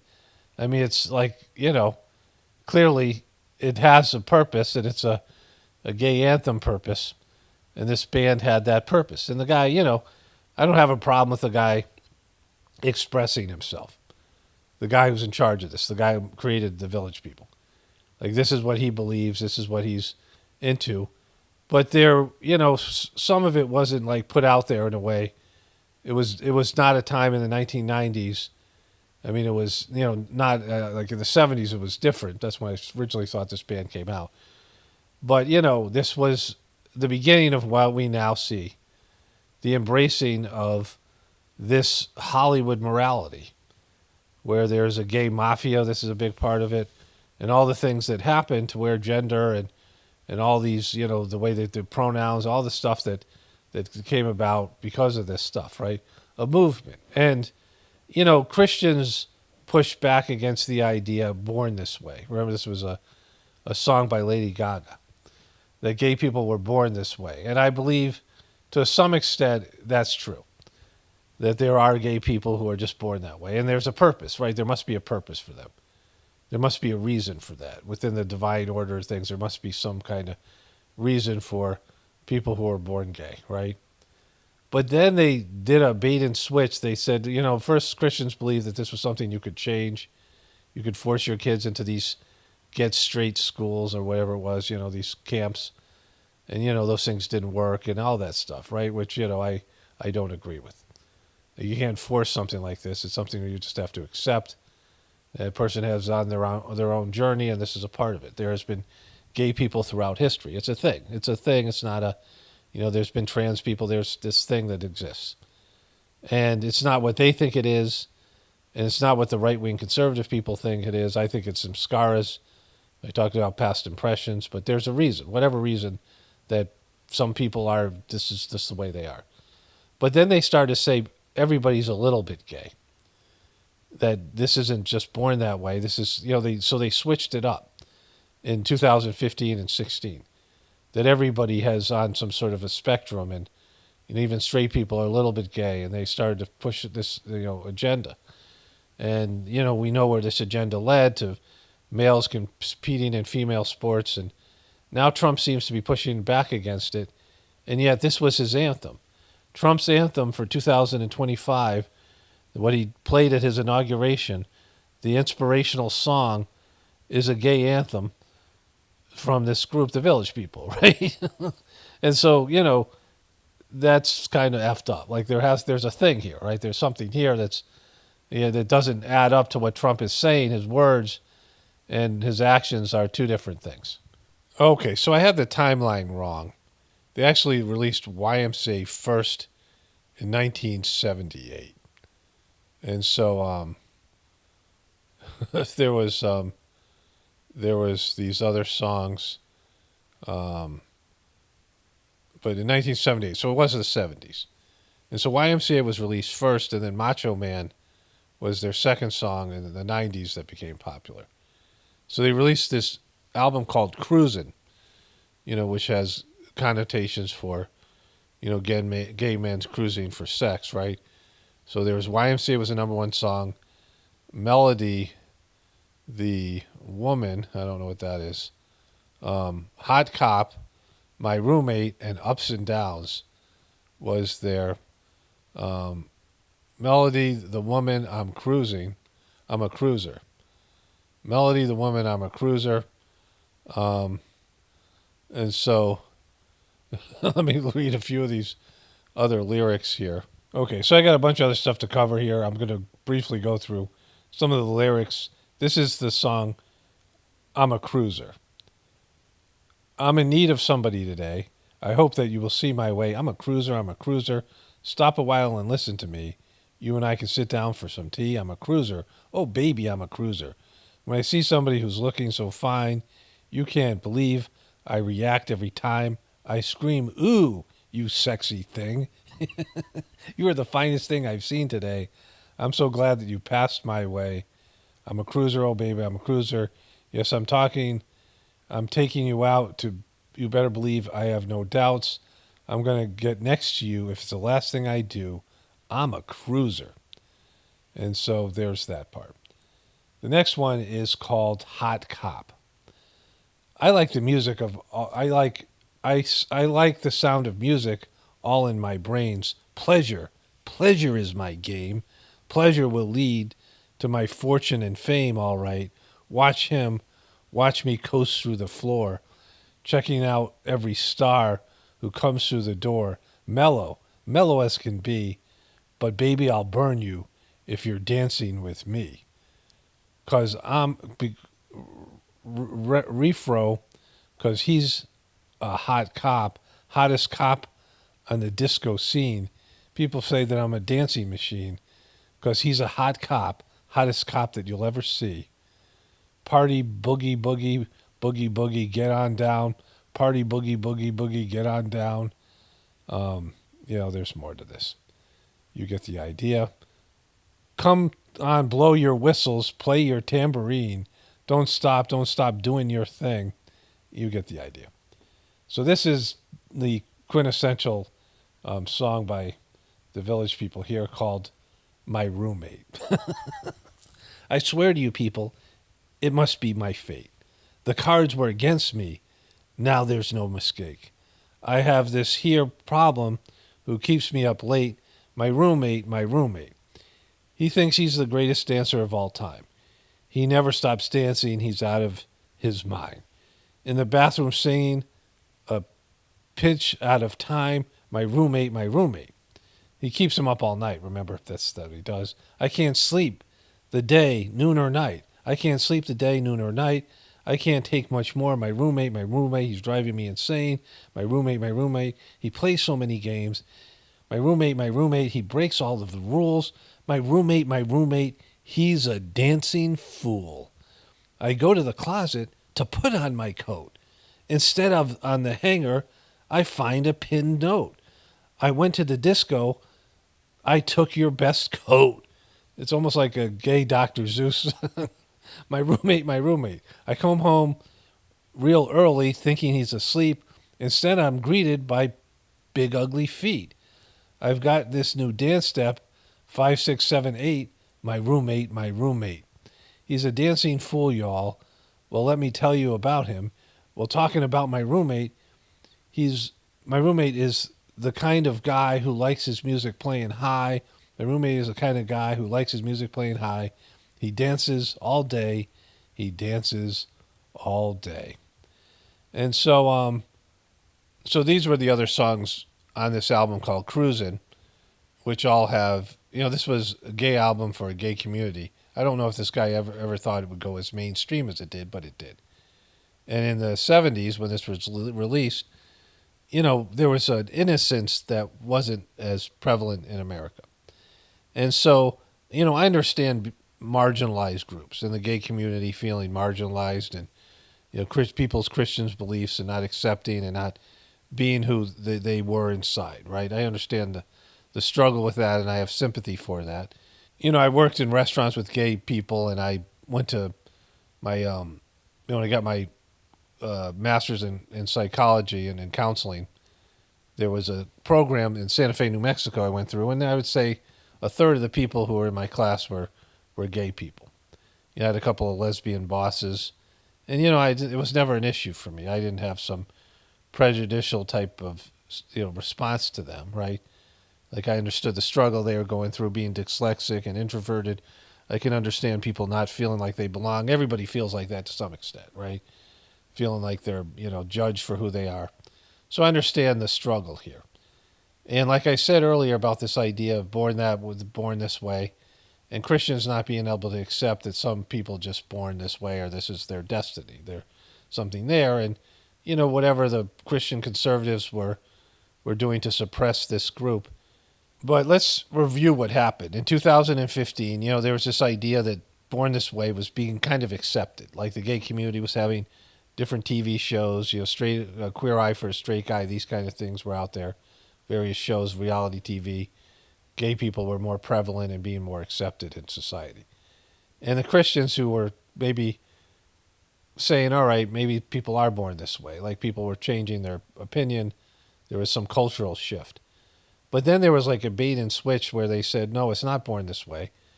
Actually everybody's a little bit gay and we're the majority. And everybody's, got on a spectrum of genders. And this is something that they were pushing where they wanted more and more people to identify this way. Like there was this movement to push your children and say this was the new normal, right? They said this is the new normal. That's what Caitlyn Jenner said. And that was a huge bait and switch. And you got to understand where, the Christian culture that I grew up in had some prejudicial and hateful feelings towards gay people. Like that definitely existed, right? Some hatred towards gay people on the LBGT spectrum, whatever you call it. But then they, once they were more accepted, this movement was pushed where they're saying, no, actually the people who are binary, cisgender people are actually fucked up, and that binary system is the wrong system. Like you can't have it both ways, right? There's one system has to be there. Like you can't have binary and non-binary. The two points of view, the two thoughts behind these different attitudes towards sexuality and sexual identification, the things can't coexist, right? And so it wasn't like, all right, we're just different and we're different and should be accepted. Like, all right, I can understand that. That's a legitimate argument. But to say, you guys had it all wrong, for centuries, for thousands of years, your understanding of gender was completely wrong. And now we're telling you what the real thing is. And the real thing is kind of fucked up. And we've talked about, like, people who are transgender are like they have, when I looked into this years ago, they had a life expectancy of 32 years. Like they died as an average at 32 years old. The highest rates of suicide, highest rates of drug addiction and domestic abuse, inability to retain jobs. All these issues that this particular group had. And so this is the kind of thing you want your kids to consider. They were, trying to socialize this, right? Not born this way, but take kids and liberal parents pushing this on their kids and asking their kids and, oh, my son just put on a dress, he must be transgender. Saying that the kids at a very young age could decide something like this and, planting the seeds and raising them in this way. You had all these liberal Hollywood people doing that, right? And so this is, affects all of us because these two different points of view can't coexist. And you have this, with Trump, who's been a New Yorker, liberal New Yorker who hanging out with these people, hobnobbing with these people. He's big into the fashion industry. And he's, certainly didn't push back against this agenda when they were running it in his first term as president. And now he's pushing back against it, and yet he uses his gay anthem as his song. So this whole thing is kind of fucked up. The whole thing is weird. And let's, move into this other stuff with Trump, because a lot of stuff with Trump is he plays both sides. Even though he comes out as a conservative, really he's always been very liberal and very money-oriented, and he's a part of that club, right? The Jeffrey Epstein club, the immorality club. He's not a godly person. And he doesn't, believe these things. He says he believes things. I'll get into this with the the Casey and Callie Means thing as well. You never know what Trump's going to do because oftentimes he says things to leverage a better position for himself. And so let's move on to this other stuff here. Screen. We've got the grim speaker with the Daily News and the golden age of America with the New York Post. And Willie, I think that about sums it up. But yesterday's festivities were for an electorate that was pretty much evenly divided. You know, there were a lot of people that listened to what he said yesterday, voted for him, and said, "Yay, America, we're coming back." And then there were others who actually looked at data and looked at facts and realized that our economy is stronger relative to the rest of the world than it's ever been. Our military alliances strengthened over the past 4 years in a way they've ever been. And that, in fact, America militarily is stronger relative to the rest of the world than it's been since 1945. Okay, so I forgot about this clip, but I really wanted to lead with this. And then I'll get into the stuff where Trump does the stuff with January 6th and the other thing, the John Bolton thing. And so he's talking about a divided America here. He's saying, well, one group is all happy and pumped up, but the other group looks at facts, like they're facts. But it's a fact that Joe Biden mentally declined. And so they're trying to pump up his presidency the way they slathered all over Joe Biden. But they knew. They were around him. They had access to him. They saw him doddering around, and they just lied to the American people. Morning Joe, over and over again. They just completely lied. Everyone saw Joe Biden was in mental decline. They knew Joe Biden for years. He was a career politician, 50 years of being a senator, and then vice president, and then the president. 50-year career, and they saw him declining. They saw him showing signs of dementia early on before he was elected. They chose to ignore that. They covered up for his son, Hunter Biden, and now they're talking about how great America is because of Joe Biden. And I can't, how would anybody believe this guy? Like, who was watching this going, oh, yeah, you're right. I mean, the people watch Morning Joe, they watch Morning Joe. So it's a small amount of people. But let's get back to the divided America thing. And yet, that speech, the events of yesterday, again, two Americas saw two completely different things. And as George Will wrote in his column, two Americas just did not understand the other side. And there was one other thing that George Will added in his Washington Post column, and he talked about manners. That sounds very old-fashioned. But he said it also two Americas with a very different view of how we treat one another. And it just, we're just not used to looking at these events, seeing other presidents and other people who've sacrificed their all for this country, just being trashed 5 feet away. That's happened now twice. Okay, so what he's referencing here is Trump's speech.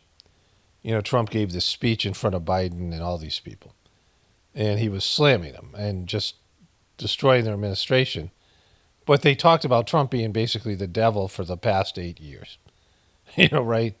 And he's saying the way that we treat people and how, the civility and the manners. That was what they were against Trump in the beginning because Trump didn't act presidential. But, Trump is a piece of shit. But at least he's authentic. And he may do some good things. He may do some bad things. He may, whatever he is. There's going to be no happy ending here at the end of his administration.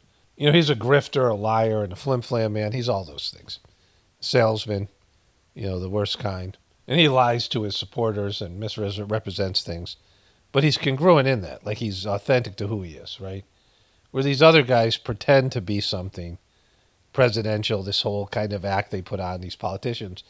But, people have seen through the political bullshit and all the, all these ceremonies and all this shit that they're doing, all these freaking these weird ceremonial things that they do and all this pretension that this is some great elevated thing. It's Washington, D.C. is a cesspit.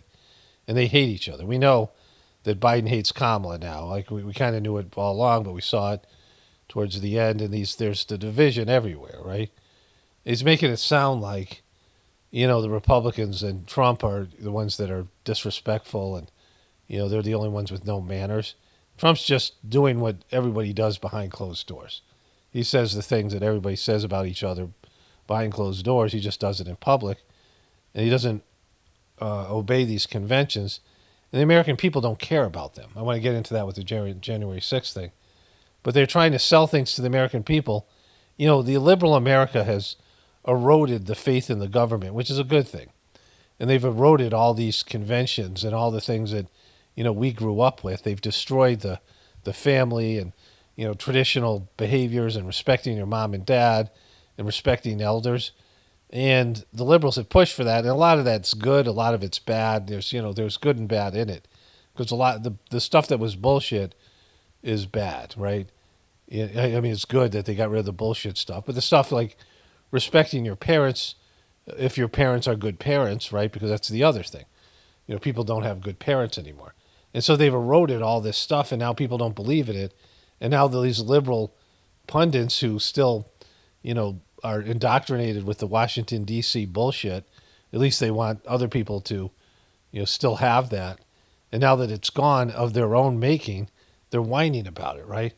You destroyed it. And you've elevated Trump by displaying your incongruity and your inauthenticity. Just being trashed 5 feet away. That's happened now twice in history. But again, this is what Americans voted for. And the divide, again, is illustrated so clearly in these two New York tabloids. Two Americas who saw yesterday's events through two completely different prisms. And so what I want to talk about here is there's a third category, and that's all of us who believe in the left-right paradigm that both sides are controlled, right, which is a growing number of Americans, all the American adults that didn't vote. And so there's 110 million adult Americans who just didn't vote. Some people can't be bothered. Some people have no interest in politics. Some people are, just ignorant and just inability to understand the electoral system and, all these things. But that's more people that voted for either candidate, right? Kamala Harris got 74 million views, votes, and Trump got 78. If those numbers haven't been inflated, if those real numbers, 110 million people, which is a clear majority in terms of all those people. If 110 million people who didn't vote voted for a third candidate, that candidate would obliterate the other two, right? In terms of the massive amount of votes. And so more people didn't vote, and more people didn't watch and don't care, or they have a different opinion. And then some of us have evolved to understand that this thing is just a show. And, we matter in some ways more because we're being more realistic and practical about what we're seeing. It's just pageantry. It's just political theater. I guess it's important in some ways, or in other ways it isn't. But at the end of the day, it's all just for show, right? And, yes, we have two divided lenses of America. And if you have to choose sides, you end up choosing one side or the other. Most people who are in the truth community are going to choose the right wing and Trump.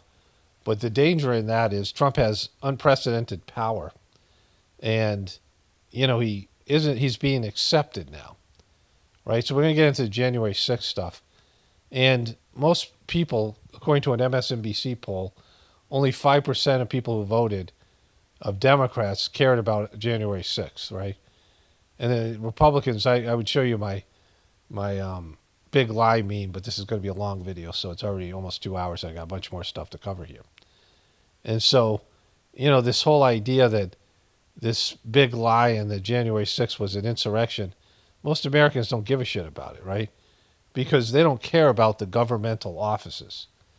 They don't care about the Congress and the White House and all these things that are so, supposed to be like like some sort of elevated place, right? Some kind of like something that has to be protected, something that's this special place, right? I can't think of the correct word. Like a temple or something, like a church. Like people don't respect the Congress, the people that are in it, and the buildings themselves. They don't respect Washington D.C. They have a negative opinion, so they don't give a shit that people did that stuff to it because they don't respect it either. And these pundits keep on pushing for this. So let's get into it here.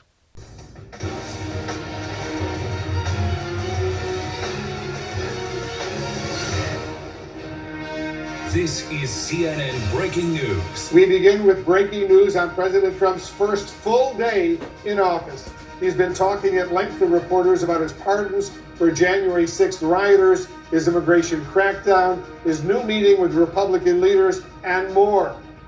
Our correspondents are covering it all for us. First, let's go to CNN anchor and chief White House correspondent Caitlin Collins. Okay, so first of all, chief White House correspondent Caitlin Collins. She's a chief one here at CNN. She's a chief one at CNN. It's like these exalted positions. Don't give a shit about that. You suck. You're on CNN. You all suck. Right? She's the chief White House. She's really established, right? We've seen her suck up and down. She was getting hammered by her when she did the town hall with Trump and not calling him on his stuff. Remember, all the liberals were pissed off at her. Of course, she had her issues with Trump different times. She was on that show with Don Lemons in the morning, which was horrible. We'll get into that. I'm going to show you a little clip from that. Going back to that because he's getting into it on his channel about Vivek Ramaswamy. Maybe I won't cover that today. We'll see how much time I have left. But that'll be in this video or the next one. But, to make it sound like it's some elevated thing. Oh, she's the chief White House correspondent from, really? She is? Oh, wow, that's incredible. Covering it all for us. First, let's go to CNN anchor and chief White House correspondent Caitlin Collins.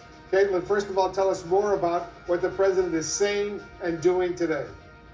Well, Wolf, the president just came out to meet with reporters and to preview an investment that top tech CEOs here in the United States are making when it comes to artificial intelligence in the United States. We heard from Sam Altman, who runs OpenAI, briefly, also Larry Ellison, and we heard from the SoftBank CEO as well, Mas Hassan, speaking about what this looks like and what this investment is going to look like and where they want to go from here, hearing from each of them individually. But then the president started taking questions from reporters, Wolf, and he was asked about one of the key things that he did within hours of regaining the power of the presidency yesterday, and that was pardoning virtually all of the January 6th defendants, those who were convicted and even those who had cases that were ongoing. And he was asked how he could justify pardoning those who were convicted of assaulting law enforcement on that day. Well, this is what he told reporters. I thought their sentences were ridiculous and excessive. One of the guys took down a flag that was an anti-American flag, and he was given years in jail. I don't know the exact number, but he was given many years in jail. I thought it was very excessive. And at least the cases that we looked at, these were people that actually love our country, so we thought a pardon would be appropriate. The cases you looked at? You didn't look at all the cases? The cases we looked at, we feel like all these guys loved our country, so we were like, let's let them free. The reaction from the media about this, the overreaction, demonizing this, and they're all for law enforcement. They keep on saying, on Morning Joe, I watched a little bit today, and there's a statement from Chuck Schumer and those people. I haven't seen that, but I assume it's about this. And they're talking about how Trump isn't standing up for the cops that got beaten by January 6th. But remember, these were the defund the police people. And now everything's flipped on this particular issue. Go back and forth, right? Trump's the one who's not respecting police. Now, again, I'll go to the whole clip of this. But if he's letting these people go, like 1,500, well, we didn't look at all the cases. The ones we looked at looked pretty good, so we just decided to do all of them. Like, he just said stupid shit like that. And so that's great. He was also arguing, Wolf, saying that there are murderers in the United States who do not get convicted or go to jail. It's not clear what he was referencing there, but he was very much defending the actions that he took yesterday when it came to pardoning these people, including those who did assault the cops on that day that were protecting the Capitol. He was arguing that they had already spent some of their time in jail. And this comes, Wolf, as I should note that we've heard a pretty muted reaction from Capitol Hill to those pardons by Donald Trump, not just for all of the January 6th rioters on that day, but in particular for the ones who attacked cops. From officials, we did hear from some Senate Republicans criticizing it, but this is something that the president clearly is standing by. There's about 14 people whose sentences he commuted but did not outright pardon. I also want to bring your attention, Wolf, to something else that the president was just asked about moments ago before you went on air, which is what he did within hours of taking the presidency, not in front of the cameras. He stripped the Secret Service protection that his former national security advisor, John Bolton, had. That is because of ongoing threats against his life by Iran, including charges that the DOJ filed 2 years ago, but 3 years ago now, against an Iranian official who was plotting, an Iranian national who was plotting to kill John Bolton. And that was obviously serious enough for them to charge him. Trump was just asked about why he stripped him of his security clearance. He said, quote, "I thought he was a very dumb person. He was a warmonger." It's not clear that he talked about actually stripping him of his Secret Service protection. He's a very dumb person. Trump actually, so I got that whole clip. I'll show you that. That's hilarious. Right? Trump is getting petty. You know, him and porn stash John Bolton. John Bolton was a real bad warmonger. Even, you know, Trump's right about that. But Trump put him on his team for no reason. John Bolton's a horrible person.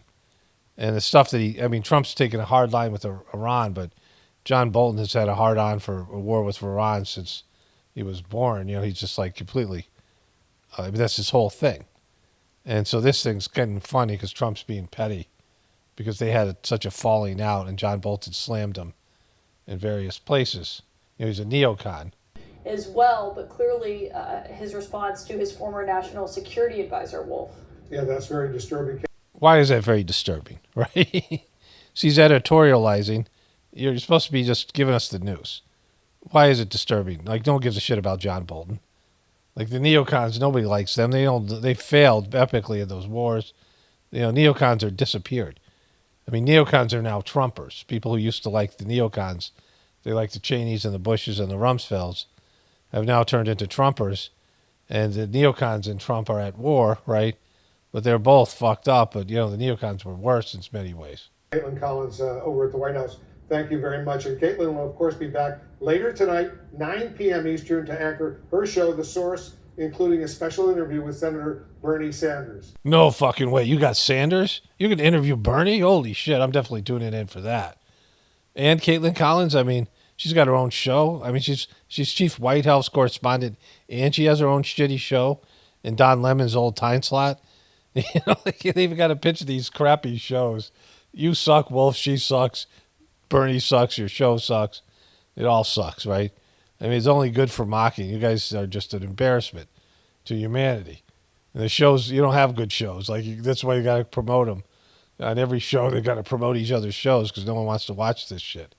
I mean, what person goes, oh my God, Caitlin Collins and Bernie Sanders one-on-one? That's must-see TV. Let's get some more on all the breaking news right now. Our crime and justice correspondent, Caitlin Polantz, is joining us here in Washington. She's outside one of the jails here in Washington. Okay, CNN, how about trying hire somebody not named Caitlin? Right? Caitlin, walk us through the January 6th pardons and what's been happening at the D.C. jail where you are.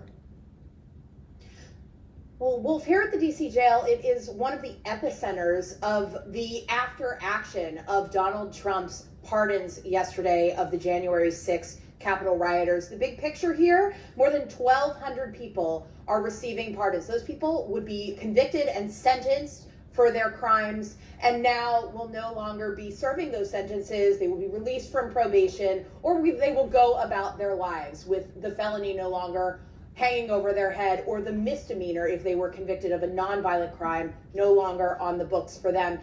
So this is Caitlin Polantz. I wonder how you got this job, Caitlin. Is it the hat? I bet it's the hat.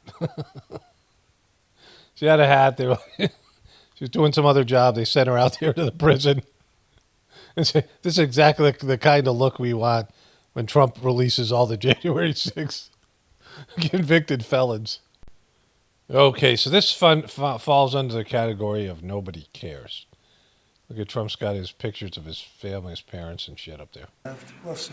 We want to get it done. This is an order creating and implementing the Department of Governmental Efficiency, known as DOGE. Okay, that's a big one. Is Elon Musk going to get a West Wing office? No, he's getting an office for about 20 people that we're hiring to make sure that these get implemented. We have a problem in this country. You sign an executive order, it doesn't get done for 6 months. As an example, when we allowed the J6 hostages to go out. He's calling them hostages, right? Now, they committed crimes. Whether they were, there was a thing here. Let me find that video. Well, let's watch this first, and then I'll show you that video. But that talks about the different ways that they're covering this. But these guys committed crimes, right? These are legitimate crimes these guys committed. This wasn't something that was maybe a crime. It was a crime. They're not hostages. The January 6th hostages. Like, you can only spin stuff so much. I mean, Trump is always pushing the parameters of reality with his bullshit, right? But again, I don't care if these people go free or not. The whole thing's fucked. I've talked about the big lie. It's all, part of a stage thing. But, these people are not hostages.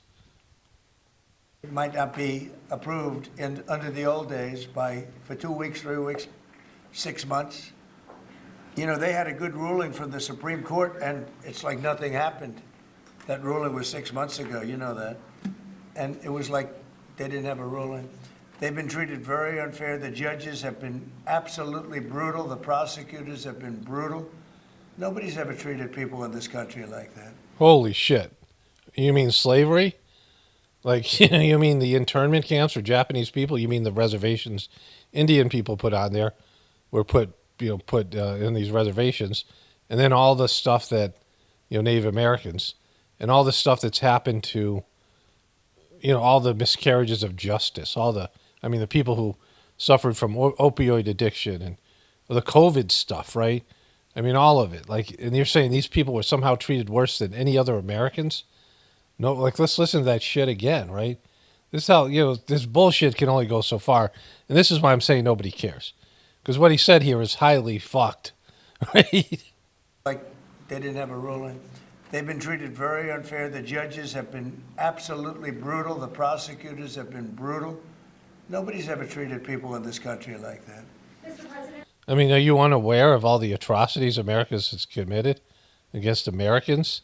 The Tuskegee thing, And so, people mistreat other people. The January 6th thing was self-inflicted by a bunch of dummies. A bunch of Trump dummies who went up and got, baited into something. It was a trap that was set for dummies, and they were dummies, and they're still dummies, and they're now going to be free dummies, and they were, prosecuted for this, or they were part of some, whatever it was, right? But that answer will stand because nobody cares. Like, this is how bad Trump's bullshit how much Trump can get away with now. Because he did say he didn't look at all the cases. He's saying these people have been mistreated by Trump judges. A majority of these people were sentenced by people that Trump put on the court, right? Are you commuting the sentences of anyone who assaulted a police officer on January 6th? Well, we're looking at 2 police officers, actually, Washington police officers who went after an illegal, and things happened, and they ended up putting them in jail. They got 5-year jail sentences. You know the case. And we're looking at that in order to give them we got to give them a break. But is there clemency in your actions today for anyone? Well, That's not what they asked about here, Trump. Be a pardon. That would be a pardon. The one I'm talking about would be a pardon. Here you go, sir. This is Should there be punishment for the people who assaulted law enforcement officers that day? Well, I will say this. They've been in jail for a long time already. I see murderers in this country get 2 years, 1 year, and maybe no time. So they've already... People get away with murder. Will you name those people, Trump, that got away with murder? They've been in jail for a long time. These people have been destroyed. What they've done to these people is outrageous. It's outrageous. The worst thing ever. There's rarely been anything like it in history, in the history of our country. You know, he got worked on this thing. Like, he got baited into this. He brought those people up, and he sent them down to Capitol Hill, and he fucked himself. But then the Democrats used it too much. They overestimated how upset Americans were, because Americans were kind of happy. Like, I thought it was funny. You know, I couldn't say it because YouTube started to censor that shit out of people, but I was like, oh my God, this is hilarious. When I saw those people running around, of course, any violence and death, I'm not celebrating that, but them disrespecting and degrading the Capitol, those dopey QBs and the QB shaman running around his Viking helmet and shit. I mean, it was mostly funny. And you know, it's not some it's not some sacred thing, the Capitol Hill, nor is the White House or the presidency. It's degraded morally, ethically, in every possible way. It's low. It's a low thing. It's a place where low shit happens. And even people that were aggressive, and in many cases, I believe they happen to be outside agitators. But you know, what do I know, right? What does he know? He believes it. So based on that, I'm going to pardon them all. But I think they were outside agitators. I'll get into the agitators in a bit. Were outside agitators involved, and obviously the FBI was involved because Ray admitted the FBI was involved. We'll get into that in a bit. Say 23 people, indirectly or directly, were involved, and it was in 26. That's a lot of people. See, they're not covering this part, like the mainstream. We'll get into that all in a second. No, we have. We got to take care of these people. Have been treated so badly. It's never happened before. Never happened. America's been great to everybody except for these motherfuckers. These dopey motherfuckers who went up to Capitol Hill with bad intentions and stormed all over and did violence, you know, like a bunch of little children. And their own kids ratted them out like their own liberal indoctrinated kids. No, it was horrible. Worst thing in history. What happened in Seattle where they took over a big portion of the city? What happened in... Yeah, that was one of the reasons they got baited into it. They were watching all that shit, you know, Chaz and Chad and that whole thing, the BLM and the Antifa protests. And they're like, well, if they can get away with it, we can. And they went up to Capitol Hill with Trump's endorsement, thinking he was president. And he completely bailed on him. Remember, he denounced them? Like, he was denouncing them afterwards. Like, he says it's the worst thing in history. We'll play his denouncement of them. I'll get all that, right? But he put out a couple of statements where he denounced these people, and he turned on them. And the QBs were all bad at him, and like they realized that all that shit that they thought Trump was going to do wasn't going to happen. All the sealed indictments, all those things, right? It was kind of great because all these fools that were following Trump that they realized they screwed him over, and now they've come back to him, right? So it's a whole thing, whole circle of life kind of thing. Portland, where they burn down the city every day, and people They built it back up so they could burn it down the next day. Nothing happened to anybody. But they go after these people violently. I mean, they're still going after brand new people. They found somebody else with a picture. There's never been anything like this. And you know, it's almost 100%. Think of this. Almost 100% of the people are convicted. 100%. It's Washington, D.C. People go into a trial and they say, oh, I have a wonderful lawyer and I didn't do anything wrong. And they end up in shackles almost immediately and jail. Boom. It's just like, it's so unfair. No. I mean, we've never put people in shackles before. It's bullshit. They just invented shackles for the January 6th people. There was no such thing as shackles before that, right? So I couldn't cover January 6th. YouTube came in. That was when they were already censoring Trump. Remember, he was being deplatformed all over the place, and for the election thing, and then January 6th and the rest of it. And so that kind of brought in the whole censorship from YouTube and the QBs, and Trump fucked us all for being a douche, all that stuff. And so, I really haven't been into the covering it for that reason. It's a waste of my time. Don't care about these things. I only cover them here. I only look into things I'm going to cover because I'm uninterested in the news. I mean, yes, in terms of validating the collapse and the apocalypse, yeah, those things. And so Stephen A. Smith, who was a Democrat and a sports douche, right, who's went after Kyrie Irving, he's kind of gone a little bit Republican, and he said that there was 26 FBI agents. I heard that. I showed you that. But I looked it up, and that isn't. They're informants. And so I found this good little clip here. It's been nearly 4 years since the January 6th Capitol riot, and a new DOJ watchdog report reveals how involved the FBI was that day. But how the Inspector General's report is being reported by the media looks a lot different depending on the news outlet's political bias. So this is called Straight Arrow News. It seems like, I don't know what it is. It's the first time I've heard of it. Left-leaning news outlets are focusing in on one statistic from the report, while news outlets on the right are highlighting another. CNN, no undercover FBI agents were at the January 6th U.S. Capitol riot. Politico, FBI didn't deploy undercover agents on January 6th, undercutting conspiracy theories. Okay, so that was good that they did this. I was glad they did this. Fox News, 26 FBI informants were present on January 6th. The New York Post, FBI had 26 informants at January 6th Capitol riots, and most were involved. Okay, so that's a great little bit there. Saved me a lot of time. And so, because I saw both these things. So 26 informants, 23 of them were there, and they weren't supposed to be there. Like, that was the story, at least as far as I know. Now, if they're informants, they're working for the FBI. And why are they there? I mean, so they were infiltrated with all these groups, right? That meant they were infiltrating Trump's bullshit. The FBI was working to go after Trump supporters. That's what that means.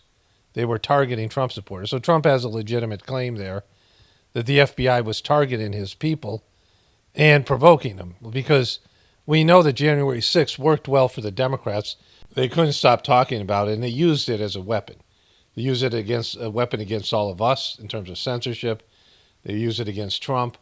January 6th, they used it legally against him. They used it against Trump supporters. They used it as a fear, as a like a tool of fear of what could happen if you let these people run wild, the Trumpers. And so they couldn't. It was a win for them, right? Everyone understands that. And so, if the FBI was provoking this, we don't know what those 26 people were involved in, the informants, but we should find out. Like, that should be a Senate hearing where they bring those people forward, the informants, and what was their involvement, right?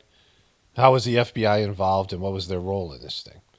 And so that doesn't mean these people are innocent and Trump was a good guy. He got worked by COVID. He got worked on COVID, Operation Warp Speed. Called himself the father of the vaccine. He got worked on that. He allowed them to close down the economy, which led to them being able to run Biden and get Biden elected, because Biden couldn't run and do a campaign even back then. He was too mentally gone, and people would have picked up on it. So they hid him away because of COVID. And then whatever they did with the mail-in ballots and the way that they manipulated that whole scenario, triggering Trump to feel like he was cheated and then acting like a little baby. Remember that tweet I keep on reading where he said, "What way is this to run a country?" Meaning he was completely powerless and a puppet. Like, that was the tweet he gave, that day, right? And so, the whole thing is, it just shows you that this third group of people who don't believe in the binary system aren't Republicans or Democrats. All the independent people who don't vote, who aren't a party to that, regardless of, it's a lot of different types of people. But there's this divide in America between the Democrats and Republicans, and then people are like, you're all fucked. You guys are all fucked in the head, right? I think you're all fucked in the head. So Trump condemned the January 6 people twice. My fellow Americans, I want to speak to you tonight about the troubling events of the past week. As I have said, the incursion of the U.S. Capitol struck at the very heart of our republic. It angered and appalled millions of Americans across the political spectrum. I want to be very clear. I unequivocally condemn the violence that we saw last week. Violence and vandalism have absolutely no place in our country. Okay, so now he's talking about how these people were mistreated. They were hostages, right? And so, like, Trump will just turn on you in a second. And then, he got worked on this thing, and now he's back in power, and he's changed his tune. But remember that this guy's a flip-flopper. He'll say anything. You never know where he stands, right? and no place in our movement. Making America great again has always been about defending the rule of law, supporting the men and women of law enforcement, and upholding our nation's most sacred traditions and values. Mob violence goes against everything I believe in. Yeah, but the other guys got away with it, right, Trump? Why shouldn't these guys get away with it? And everything our movement stands for. No true supporter of mine could ever endorse political violence. They're not your supporters, then. They're not your true supporters. No true supporter of mine could ever disrespect law enforcement or our great American flag. What a wonderful flag. It's one of the best flags. The best flag is the Jolly Roger, the pirate flag. Undeniable. The skull and crossbones and the swords. No supporter of mine could ever threaten or harass their fellow Americans. If you do any of these things, you are not supporting our movement. You are attacking it, and you are attacking our country. We cannot tolerate it. Tragically, over the course of the past year, made so difficult because of COVID-19, we have seen political violence spiral out of control. We have seen too many riots. Okay, so, he goes on from there, but that was the second time he shit on these people, right? And this is the first time here. See, even Trumpers know Trump runs his mouth and says stupid shit. In fact, it's what Joe Rogan said to him. You say a lot of stupid shit. That's why people get mad at you. When he was interviewing him. But Trump just said that he released American hostages that were held hostage by the American government and the political system, incarcerated these people wrongfully, even though they did commit crimes, even though that they were baited into it, and even though he kind of ordered them to go up to Capitol Hill and show them how angry they were. And he set the whole thing up, right? And then he was set up and they fell into the trap, all these things. But, that's a big statement to say American government is holding American citizens hostages and he just liberated 1,500 of them, right? Like, nobody listens to him anymore about these things. He can say shit like that. But as a sitting president to say, yeah, American government collects people, makes them hostages, is taking people for hostages, right? That means that they didn't go through the rule of law. There was nothing that was, their judicial rights, their rights to attorney, their rights, these Miranda rights and things like this, all were violated in some way, and they were just hostages. Begin by addressing the heinous attack on the United States Capitol. Like all Americans, I am outraged by the violence, lawlessness, and mayhem. I immediately deployed the National Guard and federal law enforcement to secure the building and expel the intruders. Boom, and throw them in jail and make them hostages. America is and must always be a nation of law and order. The demonstrators who infiltrated the Capitol have defiled the seat of American democracy. Boom, they're bad people. These hostages did that. To those who engaged in the acts of violence and destruction, you do not represent our country. And to those who broke the law, you will pay. You will pay when I give you a pardon in 4 years. We have just been through an intense election and emotions are high, but now tempers must be cooled and calm restored. We must get on with the business of America. My campaign vigorously pursued every legal avenue to contest the election results. My only goal was to ensure the integrity of the vote. In so doing, I was... Okay, so he gets to that, he ends up conceding to Biden here, right? And so, this guy, if you trust this guy after all that, then, shame on you. Fool me a million times, shame on me. Fool me a million more, shame on you. Or shame on me again, I don't know. One of the... The guy's just a piece of shit, right? Okay, so this is the John Bolton thing, porn stash. Rather than outside. Why did they remove John Bolton's security clearance, sir? Because I think there was enough time. It's we take a job. You take a job. You want to do a job. We're not going to have security on people for the rest of their lives. Why should we? I thought he was a very dumb person, but I used him well because every time people saw me come into a meeting with John Bolton standing behind me. They thought that he'd attack them because he was a warmonger. He's the one that got us involved, along with Cheney and a couple of others, convinced Bush, which was a terrible decision, to blow up the Middle East. You know, we blew up the Middle East and we left. We got nothing out of it except a lot of death. We killed a lot of people, and John Bolton was, one of those guys, a stupid guy. But no, you can't have that for life. You shouldn't expect it. So I agree with that. I dislike John Bolton. Like some of the stuff's very entertaining what he's doing, Trump. And, it's not status quo stuff. And, with Trump and everything, well, I'll get to this at the end. I'm not going to do everything. I'm going to get to the Don Lemon stuff and a bunch of other things. I wanted to show a little clip from the Daredevil movie trailers. Another trailer I want to get to. Humanity's wiped out, but there's an AI love affair. Somebody's making a movie about some other things. I don't know if I can use all that trailer. We'll see. But let's wrap this Trump stuff up here. So I didn't see this yet, but I know what's coming here. Okay. There's a lot on the president put a lot on the agenda, so it took us a while in there to go through it all. But anyway, look at these people here, right? Look at Amy Klobuchar. I mean, they're just as this guy, this chinless fuck. I mean, just like these people look like dead inside. They always do. Like they think they're doing important things and whatever. People, it's just they're like walking corpses. This is the ghoul aspect. Anyway, I want to thank Senators Klobuchar, Schatz, and Murphy. Schatz.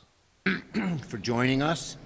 Moments after taking the oath of office, President Trump declared that it was the dawning of a golden age in America. Boom. But on day one of his presidency, it's clear Donald Trump's golden age is not for the working and middle class. In fact, it's a golden age for special interests, for wealthy elites, and for corporate executives of big corporations. On day one, Donald... You mean your phone list, right? Let's check your phone for all the people you just described. Trump signed over 150 executive orders, dismantling years of progress on lowering costs for American families, on energy jobs, on lowering prescription drug prices, public health and public safety. With a flick of a pen, flick of a pen. Trump took steps to make it harder to enroll in health care and made Medicare... All right, let's see if we can find the January 6th thing. ...for America's biggest drug companies to pardon them. And let's be clear. Let's go back here. By President Trump. There is no other way to describe President Trump's pardon of January 6th offenders than un-American. Un-American. It was un-American. It is so deeply un-American. So deeply un-American. To do that. It was just an American And let's thing. be clear. That's why he got to do it, because it happened not in America, not by the American president. President Trump didn't just pardon protesters. He pardoned individuals convicted of assaulting police officers. Because remember when they were, isn't she from Minnesota? Isn't she from the state that, pretty sure she's from Minnesota, where they wanted to defund the police, right? So, you get it. Well, we don't have to listen to these ghouls. Brutal. And, things are going south quickly here. So there was this Callie and Casey means. And these are really smart people. My wife and I listened to this while we were driving. We had listened to the other one with Tucker Carlson. And I was saying to my wife, it's nice to listen to like really smart people. They use words that I know but never use, right? People who are academics and, ultra intelligent and mental people. And they, she was a doctor who realized the medical system was fucked and withdrew. And this guy was her brother was sort of a political hack, somebody who worked for the food industry and like a lobbyist, and was involved in doing a bunch of evil shit, and their mom died of cancer. And, when they talk, you're like, wow, these are really smart people. Like they're very polished. They went to Ivy League schools, this kind of thing. And the pundits they have now on the news, and most people on the internet, have dumbed down their speech. We've lost vocabulary words. I mean, from the time where there was, the average person in the 1900s, early America, they had many more thousands of vocabulary words. But these guys had a couple of interesting points that I hadn't heard before. They were talking about the obesity. This woman was talking about the obesity problem. And she said, that she couldn't prove it scientifically. And so people would say that she's not being scientific, but it isn't hard to figure out that not just with obesity, but with girls going into having puberty earlier. And she said, well, we're releasing phytoestrogens and estrogens into the system. And there's estrogens in all these various things. Of course, things like Syngenta, atrazine, that we know about atrazine, and then all these other things, plastics, microplastics, and increases the estrogen level. So these girls are going into puberty earlier, and boys are being effeminized, and boys are being blasted with estrogen. And she went into the stuff with obesity and sugar and all these things that are a part of that, right? All the stuff that's in foods, and then they talked about this in terms of that diet. This guy was in charge. Her brother was in charge of lobbying on behalf of the system, the powerful food makers and things like this, to get food as not a cause for diabetes, right? That diabetes is somehow genetic, and obesity is somehow genetic. And they talked about all these things. I'd heard this stuff before. They talked about with Tucker Carlson, and it was really insightful for things that we know are there. But then they started talking about how this guy, the brother, was instrumental of getting Trump and RFK Jr. connected. So this video is from 3 months ago, right? This is, when that first was happening, when RFK Jr. withdrew, he was working with RFK Jr., and this guy was instrumental in getting them together. And that's when it ceased to be interesting. This guy said he had an epiphany. He had some sort of a realization. And he talked about how Trump and RFK Jr. had these heartfelt talks that he was involved with, that he heard. And they were talking about this stuff with children and child obesity as a real problem and what to do with it, and how there was going to be a radical change, and how we can turn things around. This is a pivotal thing. The woman was talking about how, we're entering into a phase where, one tribe is the corporate executives and things that are rigging the system. The guy talked about quite a bit about this. They both talked about this before with Tucker Carlson. And it went from being interesting to listen to smart people talk and to express things that we all know are true in a very scientific and, a part of the beast, a part of the system. And then she talked about a tribe of people who are like woke, woken people who listen to Joe Rogan and other, these, like she was saying, basically truthers, or these pseudo-truthers or whatever. And that, they're being, activated. And this guy talked about going to a senator who was pushing this bill. So there was, the ninth most, they were saying the ninth most wealthy company right now is the Norwegian company that's making the drug Ozempic. And they're about to make it, the government's going to pay for 6-year-olds to be on it. That 6-year-olds are not suffering from dietary issues and not suffering from, the stuff, the shitty stuff in processed foods. 67% or something like that of the calories that young kids get is from processed foods in America. We eat these shitty foods, and that's causing childhood obesity. And he said the senator who was pushing for this bill didn't even know that foods were a part of this, right? And they were both talking about how the system was being rigged by these ultra evil corporations and people who are pushing for this stuff all the way back to John Rockefeller and the whole thing, right? All this stuff which I know to be true already. But it was, interesting listening to them. But then when they said to Trump and RFK Jr., we're going to turn this around. Notice that Trump hasn't done anything with his, as far as I can tell, they're not at least covering it, anything to do with diet or food. And RFK Jr. seems to be on the outs. I mean, they haven't done his confirmation hearing. But right now, there's none of these things are on the table with his executive orders to mandate that these kids get healthy foods and to block this idea that Ozempic can be the solution.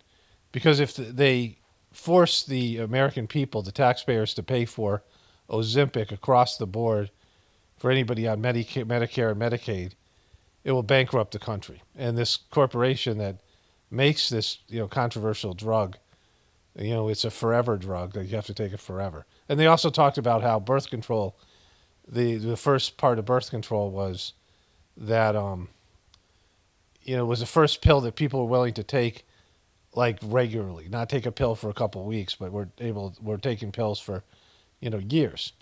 And when they realized people would take pills all the time, a few other interesting things that they said about this before I get into the where they fail, right? But they said that Rockefeller and he passed this bill, which I knew about. There's a book, it's called something like Nurses, Midwives, and Witches, and it's an article, a short book that documents how they made it illegal to do any other medicine that wasn't allopathic, so operations and pharmaceuticals, and that all other medicines you couldn't get a license for. And there were only like 10 or so elite schools, Harvard, Yale, these Ivy League schools, this is way back, would have a medical program.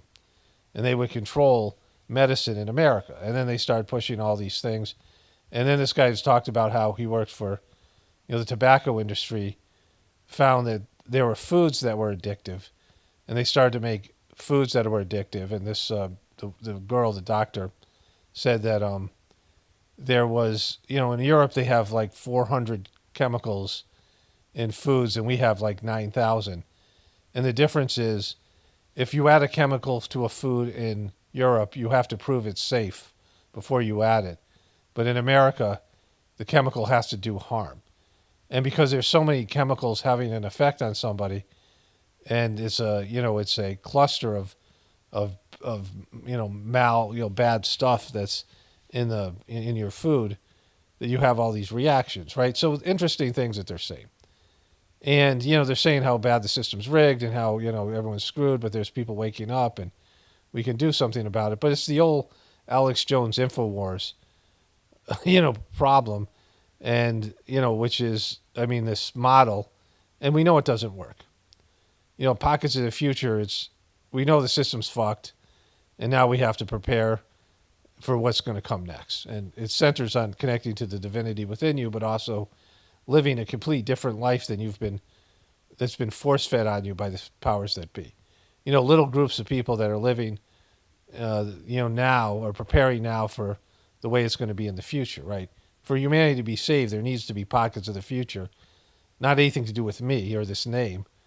It's just this concept. There needs to be people who are going to, see what's happening and what's coming and deal with it. And trying to fix a system that can't be fixed. When they talk about how rigged the system is, they're making it sound like it's in the initial stages. It's like stage 5 cancer, right? Like, it's already a corpse. And you're trying to revive a corpse with a guy, in Trump, who we already know. RFK Jr., when he was interviewed by Joe Rogan and these other people, said that Trump was really interested in all the things that he was saying about pharmaceuticals and vaccines, that Trump was into it. And then Trump was going to put him in a position in the government to deal with it. And then Pfizer offered Trump $1 million, and Trump dropped RFK Jr. like a hot potato. So that already happened 4 years ago. And we know that Trump has this tendency, he's doing this with the tariffs, where he'll pretend to be into something, and then somebody will offer him something to drop whatever he's into, and he'll take it, right? So he uses it as a leveraging point, flirting with something only as a way to get something for himself or his family or America, like, in terms of his presidency. Not America, but in terms of, bolstering his credibility or whatever it is. Trump uses this as a leverage. He uses these types of things as leverage. But the food industry, if it is what these people say it is, and I know it is that, I think we all do, they're so powerful. They're making trillions of dollars, and they have Americans, being sick and pathetic and weak and totally controllable. And if that's what these powerful people, when powerful people realize that they could, they treat the American people like their livestock. And you could say it's this group or that group, but whatever it is, that's what's happening. Where they can, use your suffering and your addictions to make bank, right? All the things that are hardwired into your system. These binge mechanism. There's that great TED Talk, I don't think it exists anymore, by Gary Wilson, called The Great Porn Experiment. But he gets into the binge mechanism that's in animals' brains, binging for like sugar and fat. Like sugar and fat are so rare in nature that animals binge. In fact, the doctor was talking about how bears would eat all these berries, high fructose, to put out a lot of, fat before hibernating. And they're using those same that same quality, that same genetic tendency in human beings, but they're getting far more sucrose, right? They found a way to make sucrose this, something that is much worse than sugar, right? All these types of artificial sugars and things. And of course, these artificial fats, your body craves fat and sugar because it's not, you don't come across it that much. And you need sugar for energy, you need, these things. And of course, your sexual drives, all these things that are involved with those things, anything that's addictive, any of these drugs that are addictive or foods that are addictive, people will pay a lot of money for. This is years and years ago on Facebook, there was these people who did my meditation, and they're not truthers. And one of them, who's sort of a prominent member, asked, if the war in Iraq was about oil, what was the war in Afghanistan about? And all these dopes gave their dopey, left-wing opinions. And I said, it's about the opium. Opium, a gram of opium at that time cost as much as a barrel of oil. So think about that, right? And that's when the opioid epidemic kicked in. Opium is so addictive. Drug dealers will give their drugs away until you get addicted, and then it costs a fortune. And people will spend whatever they have for things that are addictive. And so getting people addicted to the internet, to video games, to, pornography, to any of these things, and then, using those, not only is an addictive person going to give you all their money, you can easily control them with their addiction, right? And that's what they've done to the American people. Everyone's addicted to something, even if they don't know about it. Like if there's, addictive attributes to your food, and then you go off those foods and you're craving them, and then the medication that people are on and all the rest of it that are addictive, and there's withdrawal associated with it, then they can completely control you. You'll do anything to satisfy your addiction. And then when you don't get what you're addicted to, you're weakened and, pathetic, and you're not able to mount any sort of a rebellion or anything like that because you're all, bankrupt and destroyed from the addiction. So, all these things we know to be true, right? And so these two people who are really intelligent, they're thinking that they can convince Americans to reverse this, and that Trump and RFK Jr. are going to be able to take on the food companies who have trillions upon trillions of dollars invested in all these things, the big pharma and the big food companies, and somehow this can be reversed, and it's just silly. Because people are, they don't want to give up their addictions. It's not just the powerful people that are running the system, but it's also the people who are, they would never change. They're not going to give up the things that are poisoning them. I mean, that's the sad fact. There's people being poisoned by all these bad things, and they don't care. They're not willing to do anything about it, right? I mean, it's pathetic, but it's true, and that's what America is right now. That people don't want to give up the things that are bad for them. They don't. And I've seen this over and over again. People don't want to change. And so there's no rebellion because people don't want things to change. They want things exactly the same. That's Make America Great Again isn't about widespread changes, right? It's going back to the way things were before, and the way things were before were why things are the way they are now, right? It was a pattern of behavior of materialism and demonic egotistical pursuit that goes away from the traditional, natural, divine things that make a human being a good person, right? The divinity within you, the higher nature. You know, everything is about the lower nature. Everything we see now is embracing your lower nature. And everything that goes with the lower nature, stupidity, prejudice, addictions, selfishness, narcissism, like all those things. I mean, you could list all the bad things that go with, you know, humanity, and that's a part of the lower nature that's being embraced and celebrated, and nobody wants to give that up. I mean, people want to give up the problems that go with it, right? But, you know, no matter what it is, like if you have an addiction to some foods and you want to eat that crappy food, and the doctor says, oh, you can take a pill for it and still eat the food, you're going to do that rather than give up the food because you're weakened by your addiction and you don't want to change, right? And so that's, you know, we've seen this over and over again. So it's really sad to listen to these guys. I mean, not sad, but just, you know, when people are smart and they think, you know, they've reinvented the wheel. But I've been doing this for a long time, and I know people ain't changing. I know one thing. People aren't giving up their addictions, right? So anyways, let me wrap this one up here. Only spirituality will save this world. It's Paul Romano, definitely reporting for the Apocalypse and the Ascension. Everyone have a blessed day and be grateful.